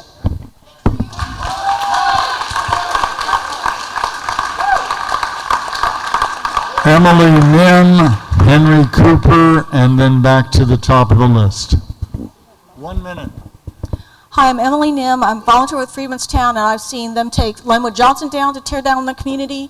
We've seen what happened to our Democratic Party. I want to congratulate everyone in this room, because no matter how many times this same phenomenon has happened with Pacifica, we've used the democratic process and gotten involved and changed it. You're the only group I've seen that's been able to beat that process. So keep it, and we're gonna win this. I think it's a great opportunity to launch campaigns like uniting the Black Lives Matter with the All Lives Matter. I talked to a woman in California who agrees that we're gonna have a women's team around BLM and a men's team around ALM, and we'll have friendly contests to raise more money, and everybody will win. So I would like Dr. K and KPFT to lead that movement. What's missing is we need to put national visibility on our leadership, and then they can't take someone down if they're being successful. So I want to team up with the 10 houses we're trying to save in Freemanstown. It's a National Historic Site. The mayor wants to hear that it's okay to save them, and yes, it is okay. He's waiting to hear that the public is okay with it. I propose to use those 10 houses to serve every district in Houston. So everyone here, wherever your district is, I want you to have one of those houses. Let's raise the money, and we'll show the mayor and everybody that KPFT has the power to raise the money for the things that we believe in. So we have an opportunity to turn this around. So thank you, and let's work together district by district and change this. Thank you. Henry Cooper, and then I have Alma Cooper and Chris Leger, and then we'll go to the top of the list with about 5 minutes left. Thank you to all of you, because you are here and you are concerned of our radio station. My name is Henry Cooper. I am the programmer of Proyecto Latinoamericano. I have been in KPFT for about 16 years. And fortunately, we have seen that in the last 2-3 years, there are some members of our community that are starting to participate in KPFT. Not that our community hasn't been present, they have been for several years, but not in the proportion that they should be. One of our activists is telling me that right now, Chief Acevedo is asking, what the hell is going on in KPFT? When you have the chief of police asking you what is going in, we should be asking him why those police officers were so bold to get our manager out of our radio station. We need to investigate a lot of stuff of what's going on. Unfortunately, our community is not here, but be sure that they are participating with KPFT, and they are 100% with our manager, Dr. Kamau.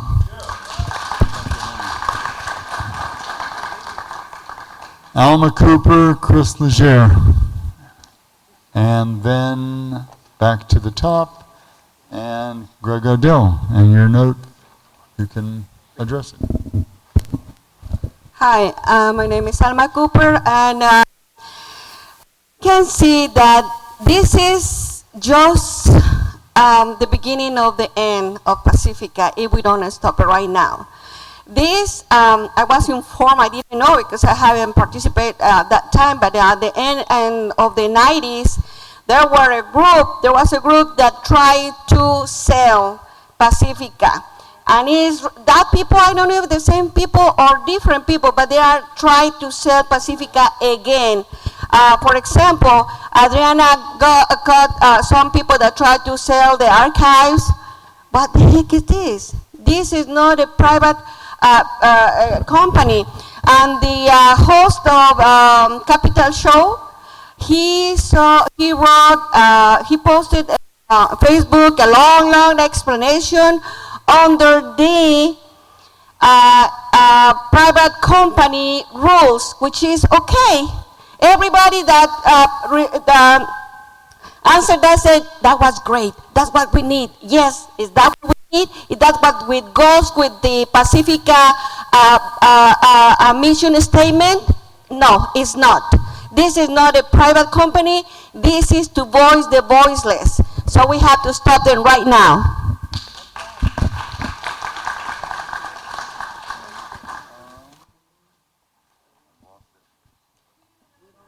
Chris Leger, and then Greg Odell, and then that will wrap it up. Hello, hey everybody, I'm Chris Leger. Some of you all may know me. I do show number 1002. Listen, I've been listening to what's been going on here at Pacifica, and I'm going to say this right now. It's not going to sound popular, but these charges of racism, okay, we got to stop that. Because the problem with organizations like ourselves, if we in here fighting amongst ourselves, we are helping to exacerbate the problem, and we are really speeding up our demise. I'm old as dirt. I'm 44 years old, okay? And I do not get a racism vibe from KPFT at all. I don't want to say, I hate to say that, but let's not get sidetracked by racism. Let's focus on the problem at hand, and that's reaching out to the community and bringing people in. Because once we start this fighting amongst ourselves, we charging this person being racist, this person doing this, and that. All everybody on the outside is doing is just letting us tear ourselves up from within. So just be very, very careful with that. I mean, some of y'all don't agree with me, and if y'all don't, y'all can call into the show. I'm not gonna give y'all the number though. Somebody gonna see me in the parking lot. All right, first and foremost, what I wanted to open with at the beginning is I want to thank each and every board member who cares enough about representing the community to be here tonight. I mean, wherever you fall on the issue, it says something about your integrity that you are here to listen to the community, and I appreciate it.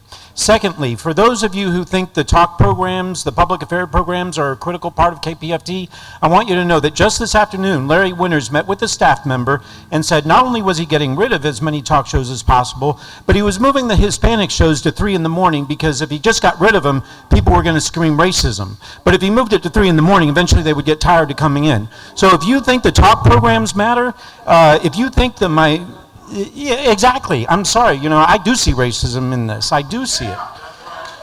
And I'm not saying it as a fiery point, but I see it. And I think if you care what KPFT is, it's not just about music. I love our music programs. They're wonderful, but they are no more important than the public affairs programs that give voice to the voiceless in our community. Thank you.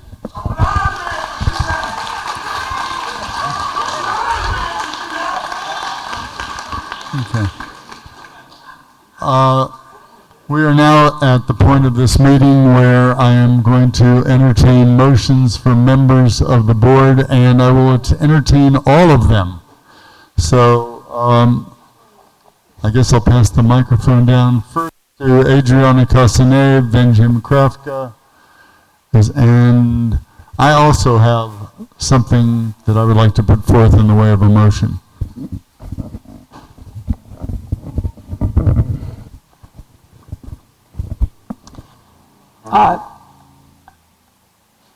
I need to tell, I'm the only board member, the only member that is part of the Pacifica National Board. KPFT have 4. I'm the only one in this meeting. The other 3 are not here. Who are they? Mr. Robert Marr, Mr. Bill Crosier, and Rhonda Garner.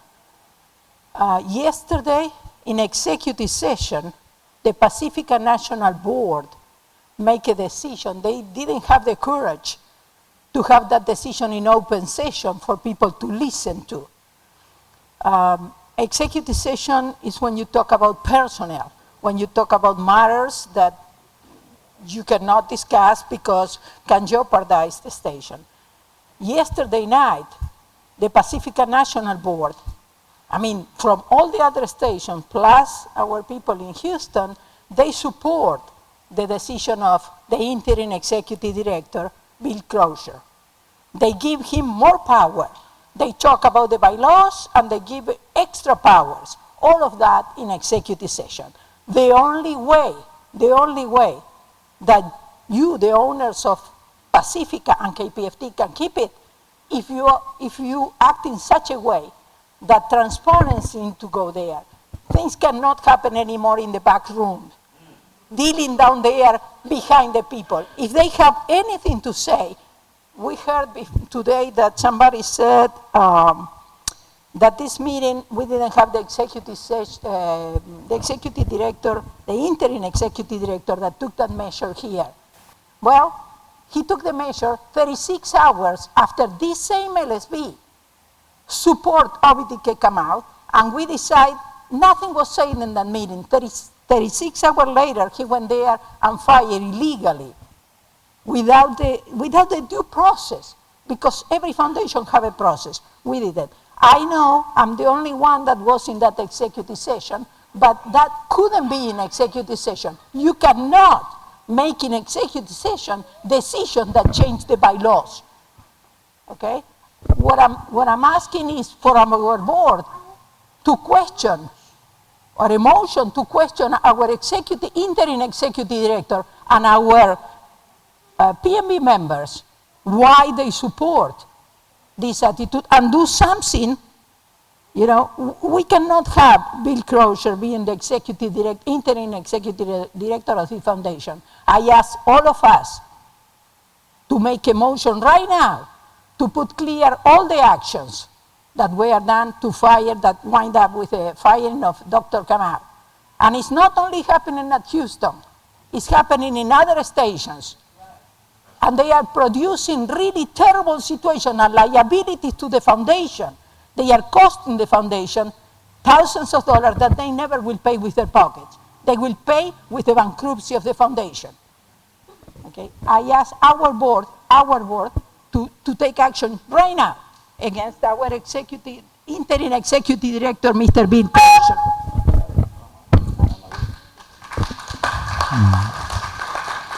Adriana, what I would like you to do is to put that in the form of a motion, and it will be on the agenda of our August 9th meeting. By hopefully next week, there will be an injunction that will prevent Larry Winters from serving as anything, and Obidike Kamau will be serving. Jim Krafka.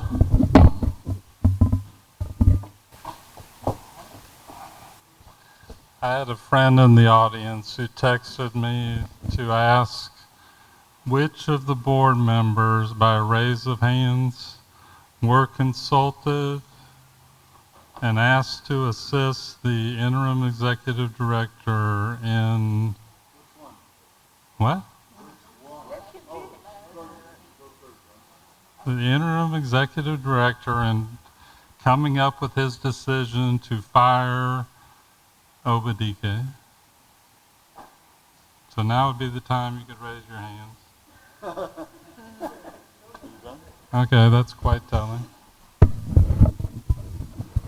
I want to try to be brief. I hate it when people say I'm going to try to be brief, then they go on for hours. I want to urge all of you to use your computers and go to the Pacifica Foundation bylaws. And I want you to read them. And there are two ways that you can get rid of a board member. One is by a 2/3 vote of the local station board. The other way is by a petition of about 200 people, 2 or 300. It's a 2% of the membership.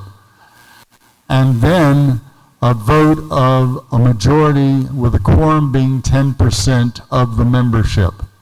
So what we need is about 600 votes out of the 6,000 or so members to guarantee that not only would he be removed from the local station board, I'm talking about Bill Crosier, he would also be removed from the national board, and he would be removed from the position of executive director of the foundation.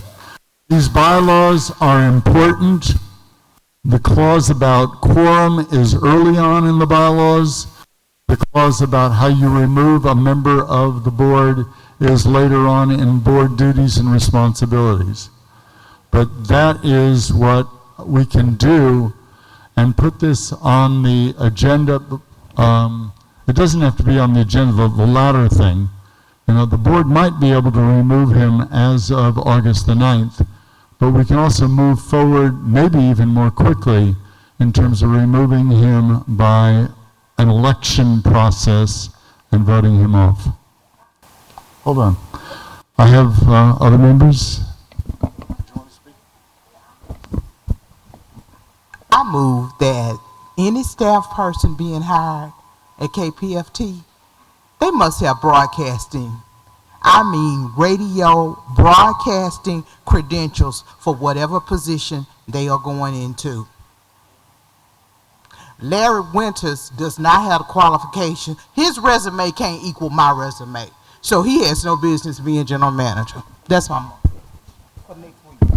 Please put these motions in writing. I'm going to open this up since if with the board, okay, Hitaji. I'm going to open this up for a few more comments, and if any of you have ideas of motions, what you need to do is to give it to one of us on the board, and then we can debate it and we can vote on it both. Well, we can do it tonight, but it won't have any standing, but it will go forward to the board. If it passes here tonight, it will go forward and be on the agenda on August the 9th. Pat? Yeah, but I have a question to the board. You're saying it takes 600 members to sign this petition? Whatever it is. Under the leadership of Dwayne Bradley, we could not even get ballots to vote for the board members. In 3rd Ward, I guess they lost the zip code 77004 because ballots did not go out. So you need to be for sure somehow or another that the membership, because if I go up there today, I'm not a member. Can you imagine? And so I know that there's at least 400, 500, 600 people that are not listed as members, and if it hadn't have been for Bob, people would have never known that. And the more he brought it up, the more he was suppressed under Dwayne Bradley. This is why the restraining order, and I think we're going to get it from the district attorney's support. We're going to get it, and then he'll be back in, and he'll be able to control both the airwaves and also the membership lists. Yeah, because isn't Rhonda in that membership department? I mean, she's burning them after dark.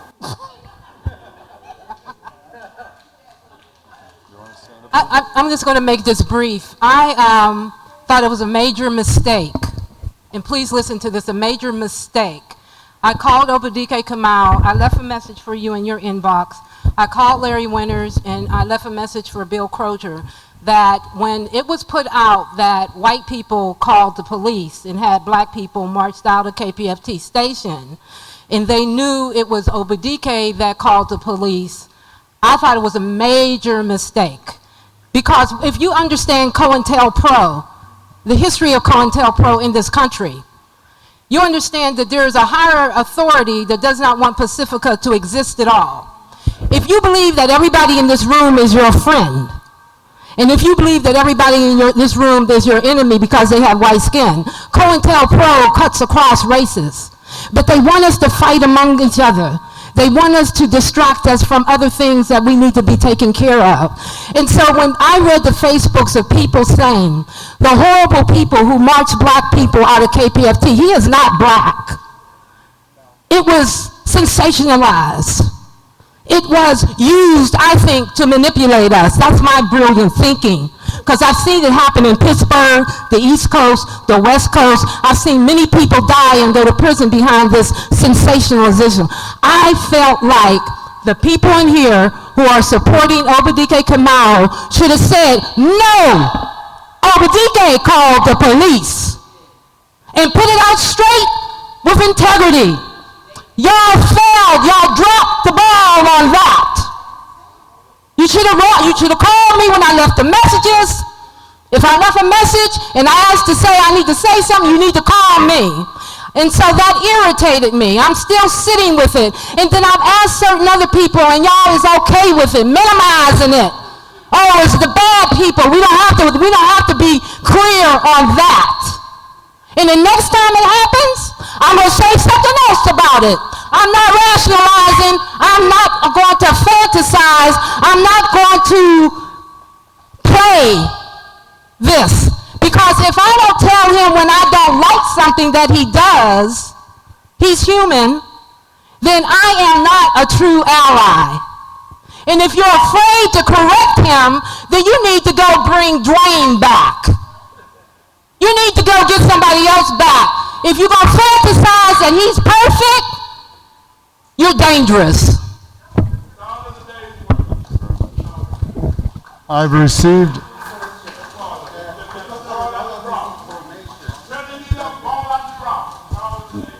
Wait, hold on, Masood. I've received a motion. I want you to know what it is. It is, please put forward a motion to find that Bill Crosier was wrong to make a decision about the IGM in secrecy, and for that reason, Crosier should be removed from the LSB. I promise you that motion will be put forward on August the 9th. Okay. It's very important because you're not in LSP and we don't have access to all information that you guys have. Can LSP, put it as a motion, have a site or a place that we trust that site as the latest information? Because before I come, I got an email that PMD didn't support the project. Tonight I hear they support it. Okay, all right. Question, would you please have a site? Listen, hang on. By getting this injunction and putting Obidike back on the air, back in charge of the radio station on Monday, we will be able to have access to the airwaves. I made multiple attempts to get this meeting announced on the radio during the Open Journal program this morning, and my answer was silence. So we need him to be in control of the radio station, not the people who run that show on Monday through Friday from 8 to 9 a.m. And what we need to do is be able to put this message out, and we need between now and August the 9th the opportunity to let people know what's going on so that the community is... I think PK has... Okay, I'm going to respond. I'm going to let you folks respond, and then I'm going to ask PK to talk about the petition that she's gotten. Yeah. Okay. Lisa, come on up, so people can hear you. One quick question in regards to the injunction. Would it help the position of the injunction go quicker or more thoroughly, or give a solider base if everyone in this group was to sign a petition right now and take that weekend? Yes. Okay, I'll sign up. Everybody else? All right. Well, someone needs to take charge. Adriana, did you want to speak to this, please? If you do, I'll give you the mic. And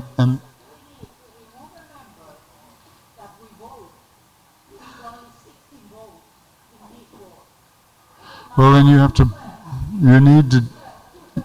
we can remove people based on the bylaws. PK, what is the approach to signing a petition to go forward in this process? And you have to be a member, which means you have to have contributed $25 over the course of the past year, or 3 hours of volunteer time that has been documented. Okay, Lisa, why don't you come up? Okay.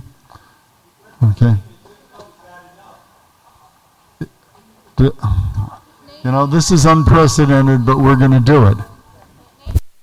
I just want to know the motions that y'all are doing. Can y'all also look into Dwayne Bradley and to Rhonda Gardner, who also works for the National Board?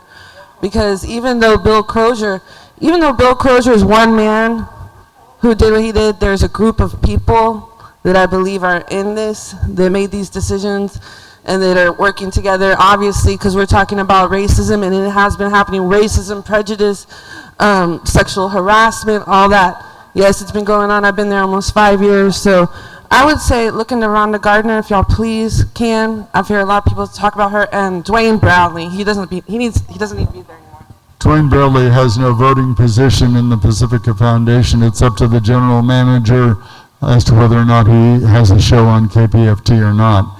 In the case of Rhonda Garner, yes, she's a member of the board and the national board. If she's removed from the local board, she would be removed automatically from the national board. The problem is if we start going out, I mean, any one of you that is a member of this foundation can initiate a petition to remove anybody on this board that you want to remove. And then it goes to a vote. So the bottom line is you as members have that power. And we can begin the process tonight, and I've been told it's name, address, and zip code. Okay? Okay. So, we don't, Kofi, why don't you come on up? Come on.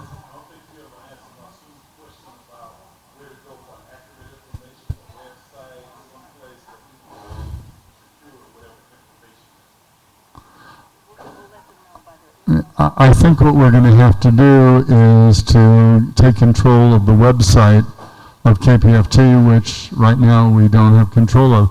I think the best place to find accurate information will be on the airwaves of KPFT, and once we get control of the airwaves, we can move forward. PK. We might, let me just say this, first of all.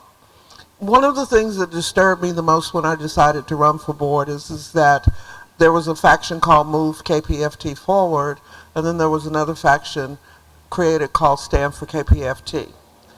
And I did a Facebook page for myself, PK for KPFT, Community for KPFT.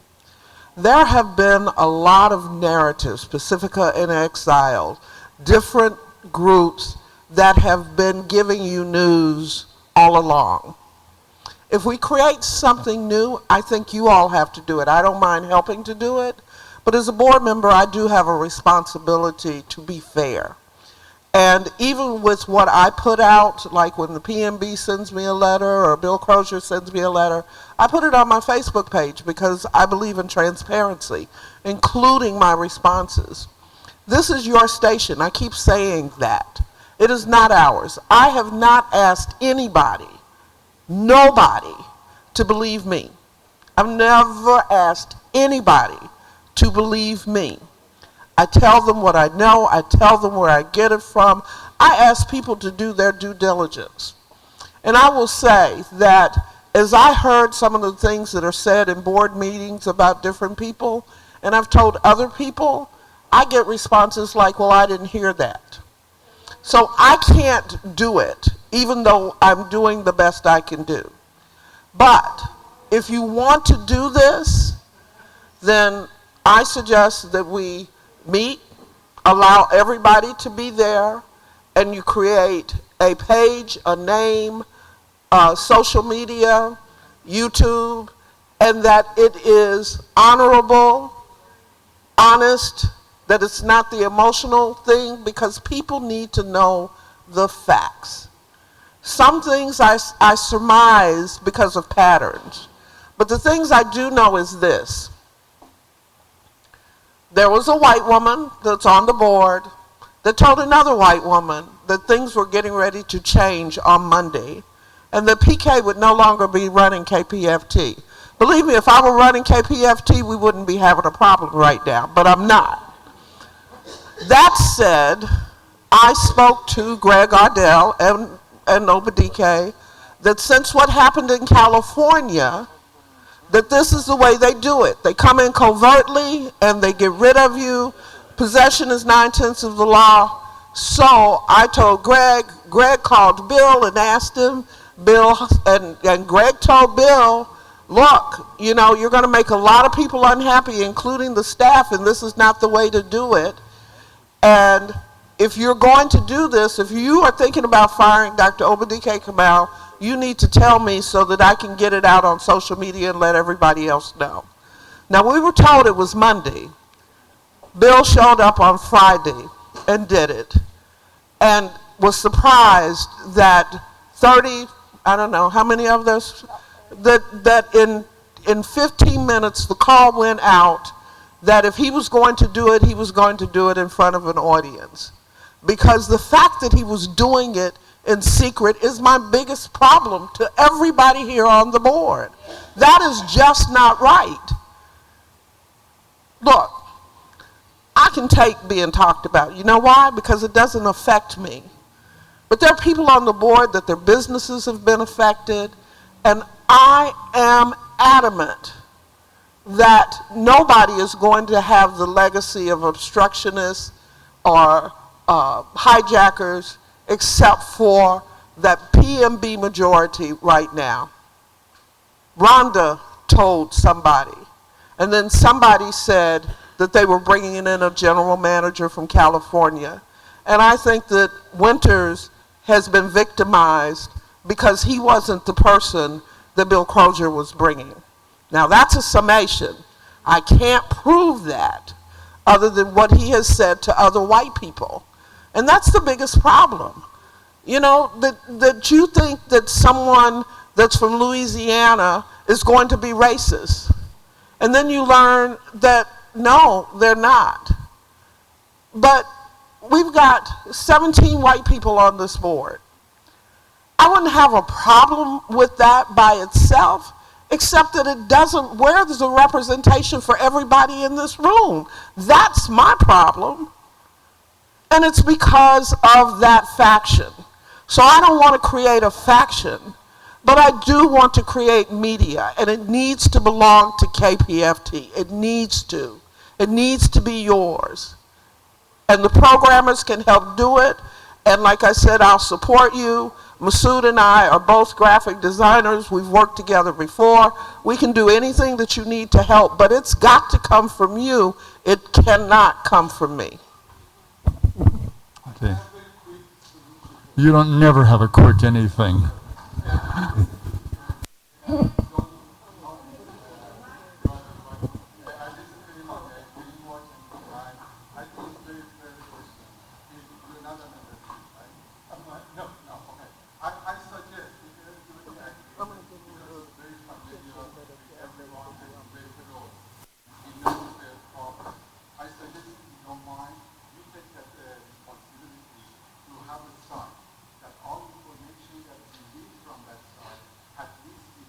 Okay, got it.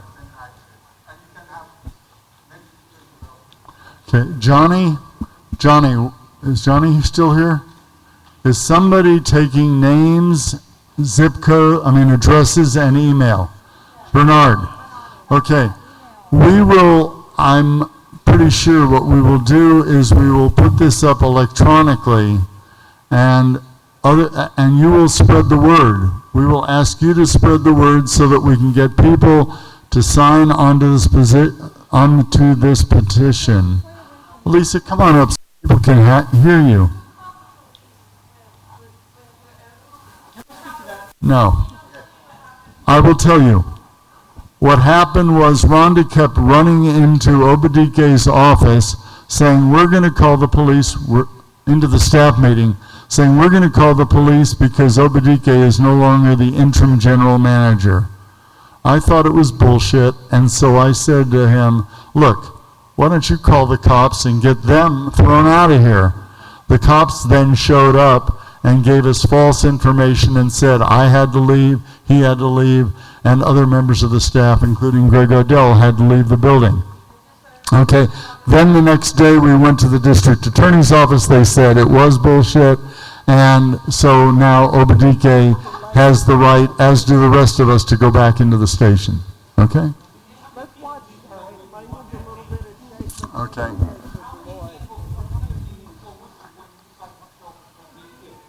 None. Any of us can walk into the radio station as as members of this radio station, as members of the community. Anytime. I've been there already. I will go all the time. Monday at 9 o'clock. Okay? Monday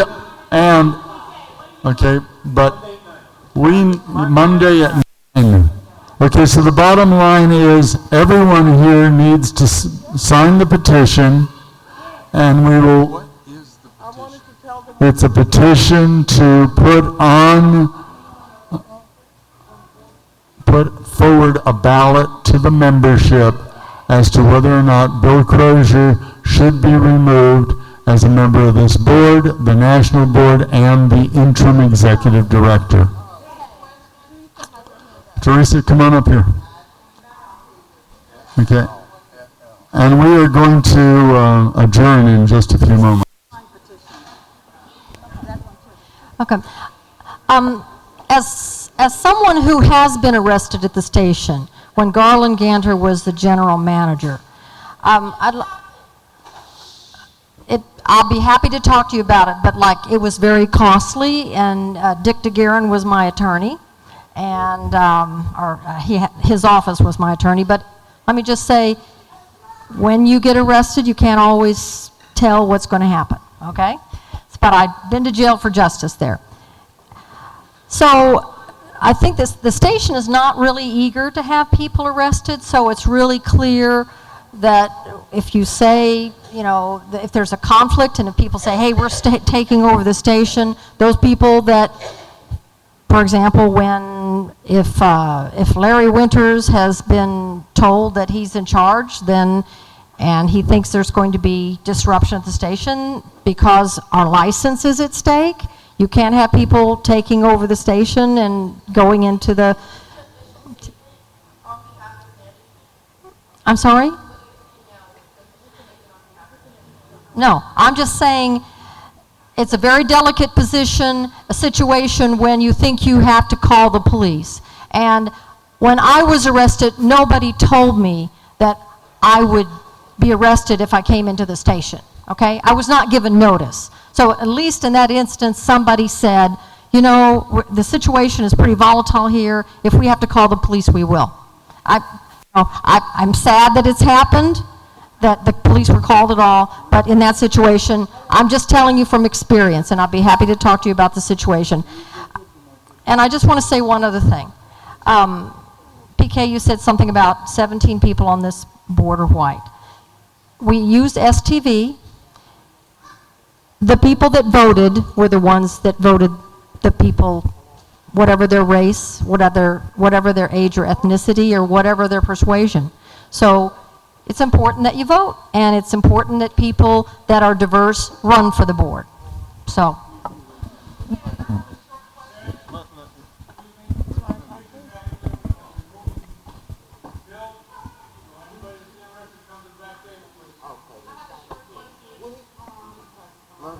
Can she? Okay. It's important, please pay attention. She was, Almeda Rd is a new member. She had one meeting of the SHA.P.E, and then she finds herself Friday in that situation. And she can attend something that happened, What do you want me to? What do you want me to address, Adriana? That night? The conversation?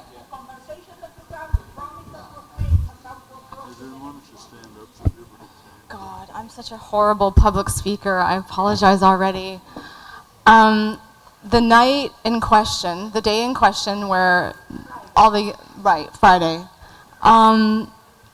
Before the media came, I sent out a message to Bill Crosier requesting to talk to him before things got out of hand. And he got back to me.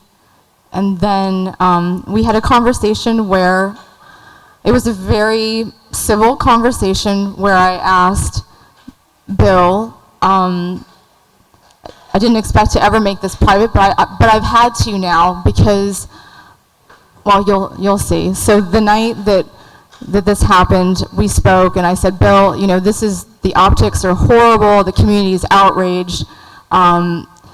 This was a horrible, hasty decision. You can clearly see that by the boardroom conversations that we had, that this is just really not the way to go about anything.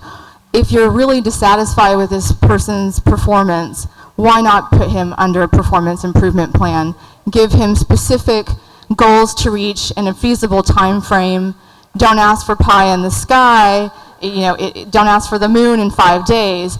But a PIP is a performance improvement plan, and people get put on them all the time. And you're supposed to go into this PIP with the attitude that this employee should succeed. You want this employee to succeed. It's not setting them up for failure. And the end of we concluded at the end of that conversation that he agreed that he would put Dr. Kamau on a performance improvement plan, but that Larry Winters would come in as an assistant to Dr. Kamau in whatever ways Dr. Kamau saw fit to implement the talents that this person would be assisting, you know. So the next morning I woke up and I said, you know, can I take this back to the group? He said yes, but make sure that you restrict it to these things. Plus he also said in his, since he's not here to speak for himself, that there are many things in Dr. Kamau's plan that he would have liked to see that he did not see, and Dr. Kamau would need to supplement that plan that he had, which I communicated all of this to Dr. Kamau afterwards. And the next morning I woke up to a slew of emails, as we all do at the LSB, and you're about 500 a day. And the story had changed. And I emailed Bill Crosier to say, look, this is not what we discussed, please clear this up, because I innocently thought that this was clearly a misunderstanding, that he would clear it up.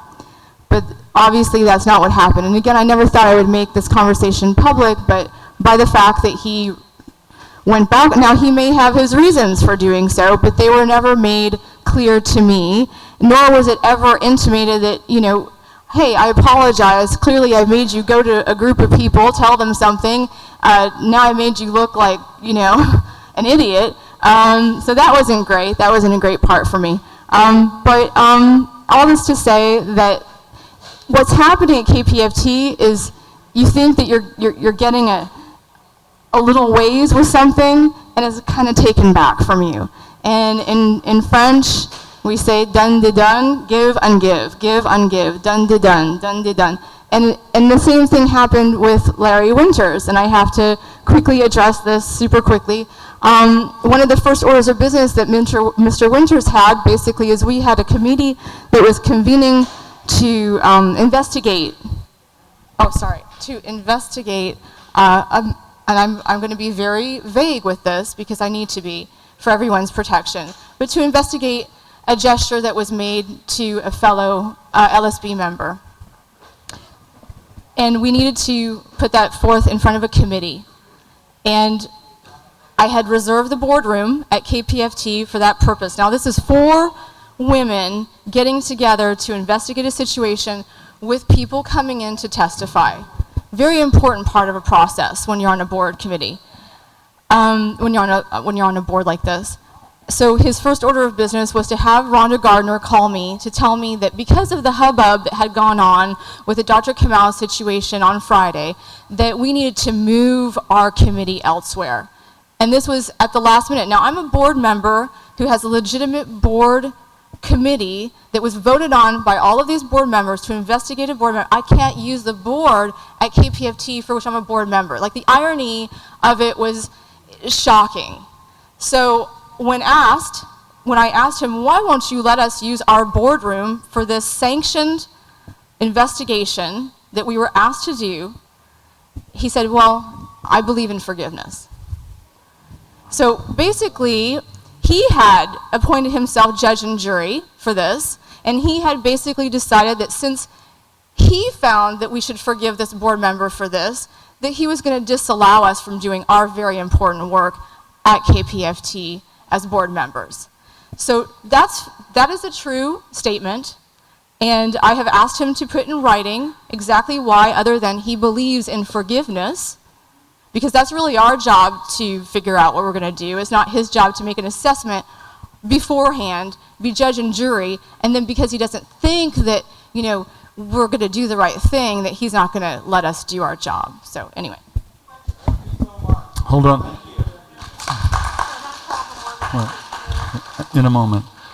I want to let you know that there, I understand, Johnny, hold on. There's been 16 years of not following the Corporation for Public Broadcasting open meeting laws. Committee meetings and board meetings are supposed to be announced frequently. That is one of the reasons why the board voted to not renew the contract of Dwayne Bradley. Okay, and now we're finding that we can't use meeting space at KPFT. So it's not new, it's a pattern. There has been a committee formed to investigate a number of inappropriate actions taken by Bill Crosier.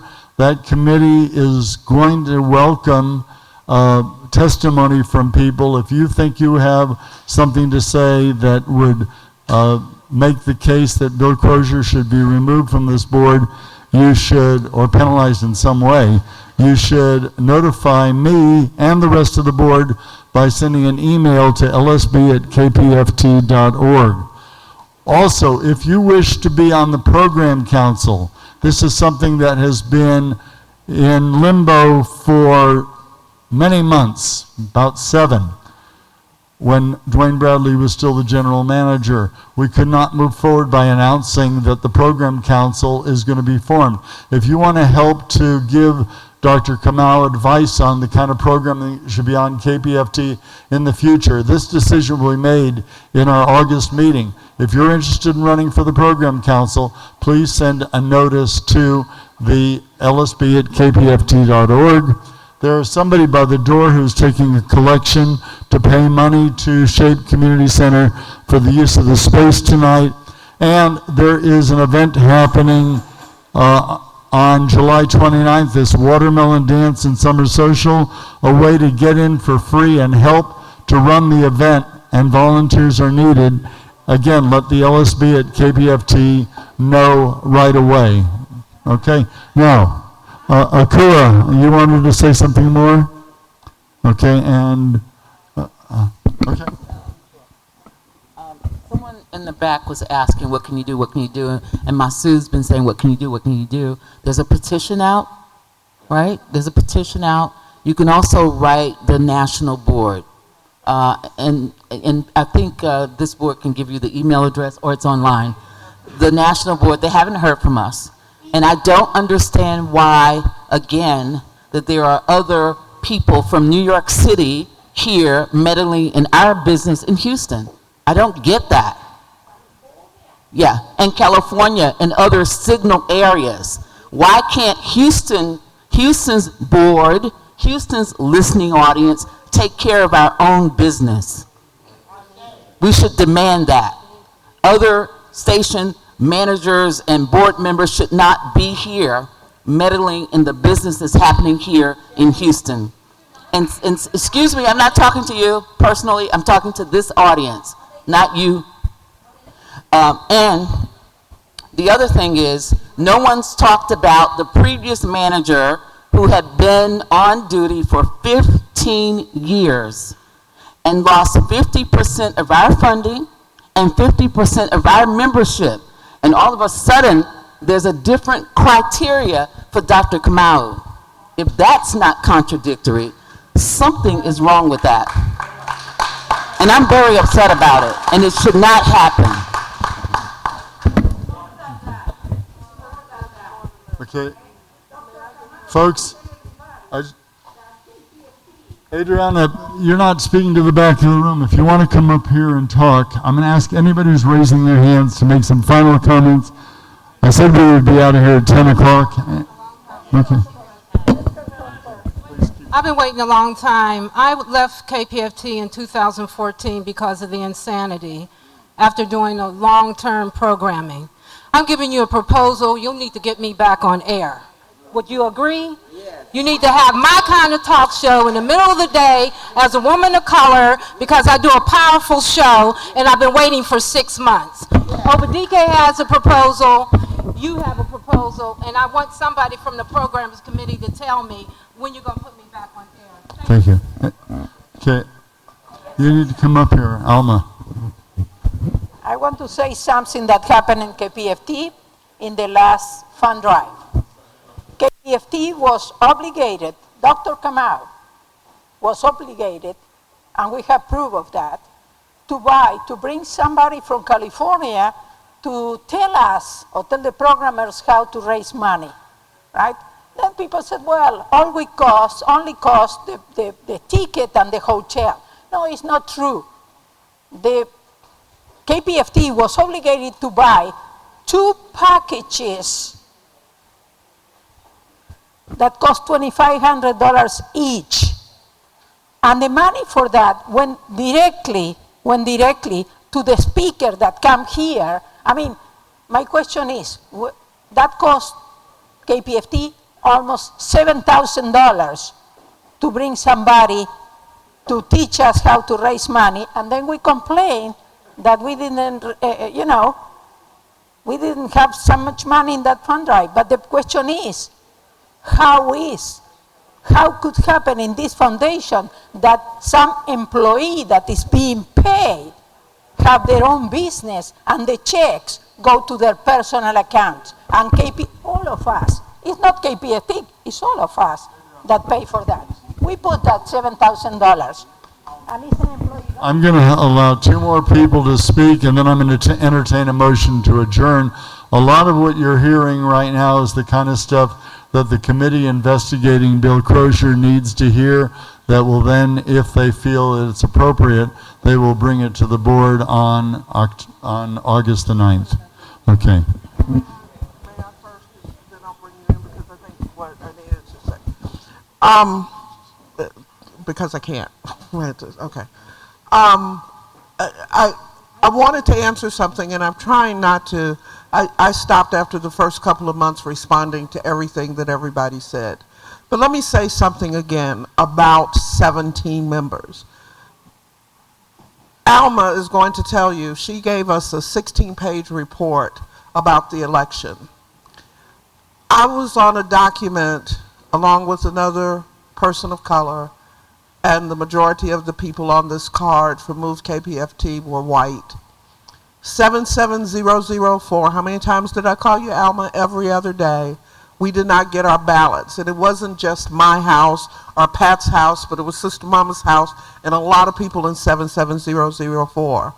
I went to the post office and said, these were things that were handed out. Now, I got the Move KPFT Forward card, but I did not get a ballot. And what happens is that you don't get a ballot, you have to figure out a way to get a ballot, right? How many people were going to do that? How many votes did we actually lose in that manner? And was it an accident? The post office says maybe 1 or 2 sections of an area code, but not an entire area code. So I think that it was purposeful. But the reason is not because there weren't people of color running for the board. It was because it was a setup to not make the station black and to be particular in the white people that they got to be on this board. The petition is at thepetitionsite.com, and all you have to do is put Dr. Obidike's name in it. You can see the petition, and in there will be some updates about maybe some fundraisers and a fund drive for those who have been unfairly targeted at this particular place and time. One quick clarification. This is Alma Cooper. Alma Viscara was the election supervisor. I spoke with her today. She will resurrect her report talking about all of the inconsistencies, violations in the election that she identified as the election supervisor, and that will all be brought forward in the weeks ahead as we quickly get this thing resolved. Alma, you got the last word. Yeah, thank you for the clarification.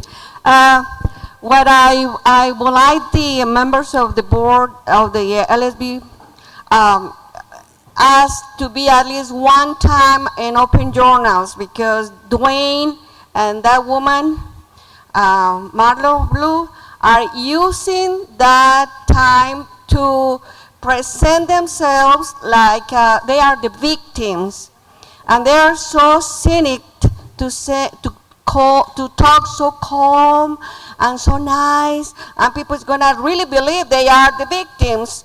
So somebody from the board or somebody else asked to be at least 1 or 2 times a week to talk about this side of the story. Very calm, because they take the advantage to be so cynic. I'm going to entertain a motion to adjourn. It's been moved and seconded. All those in favor say aye. All those opposed say no. Thank you all very much for coming tonight. Thank you, thank you, thank you.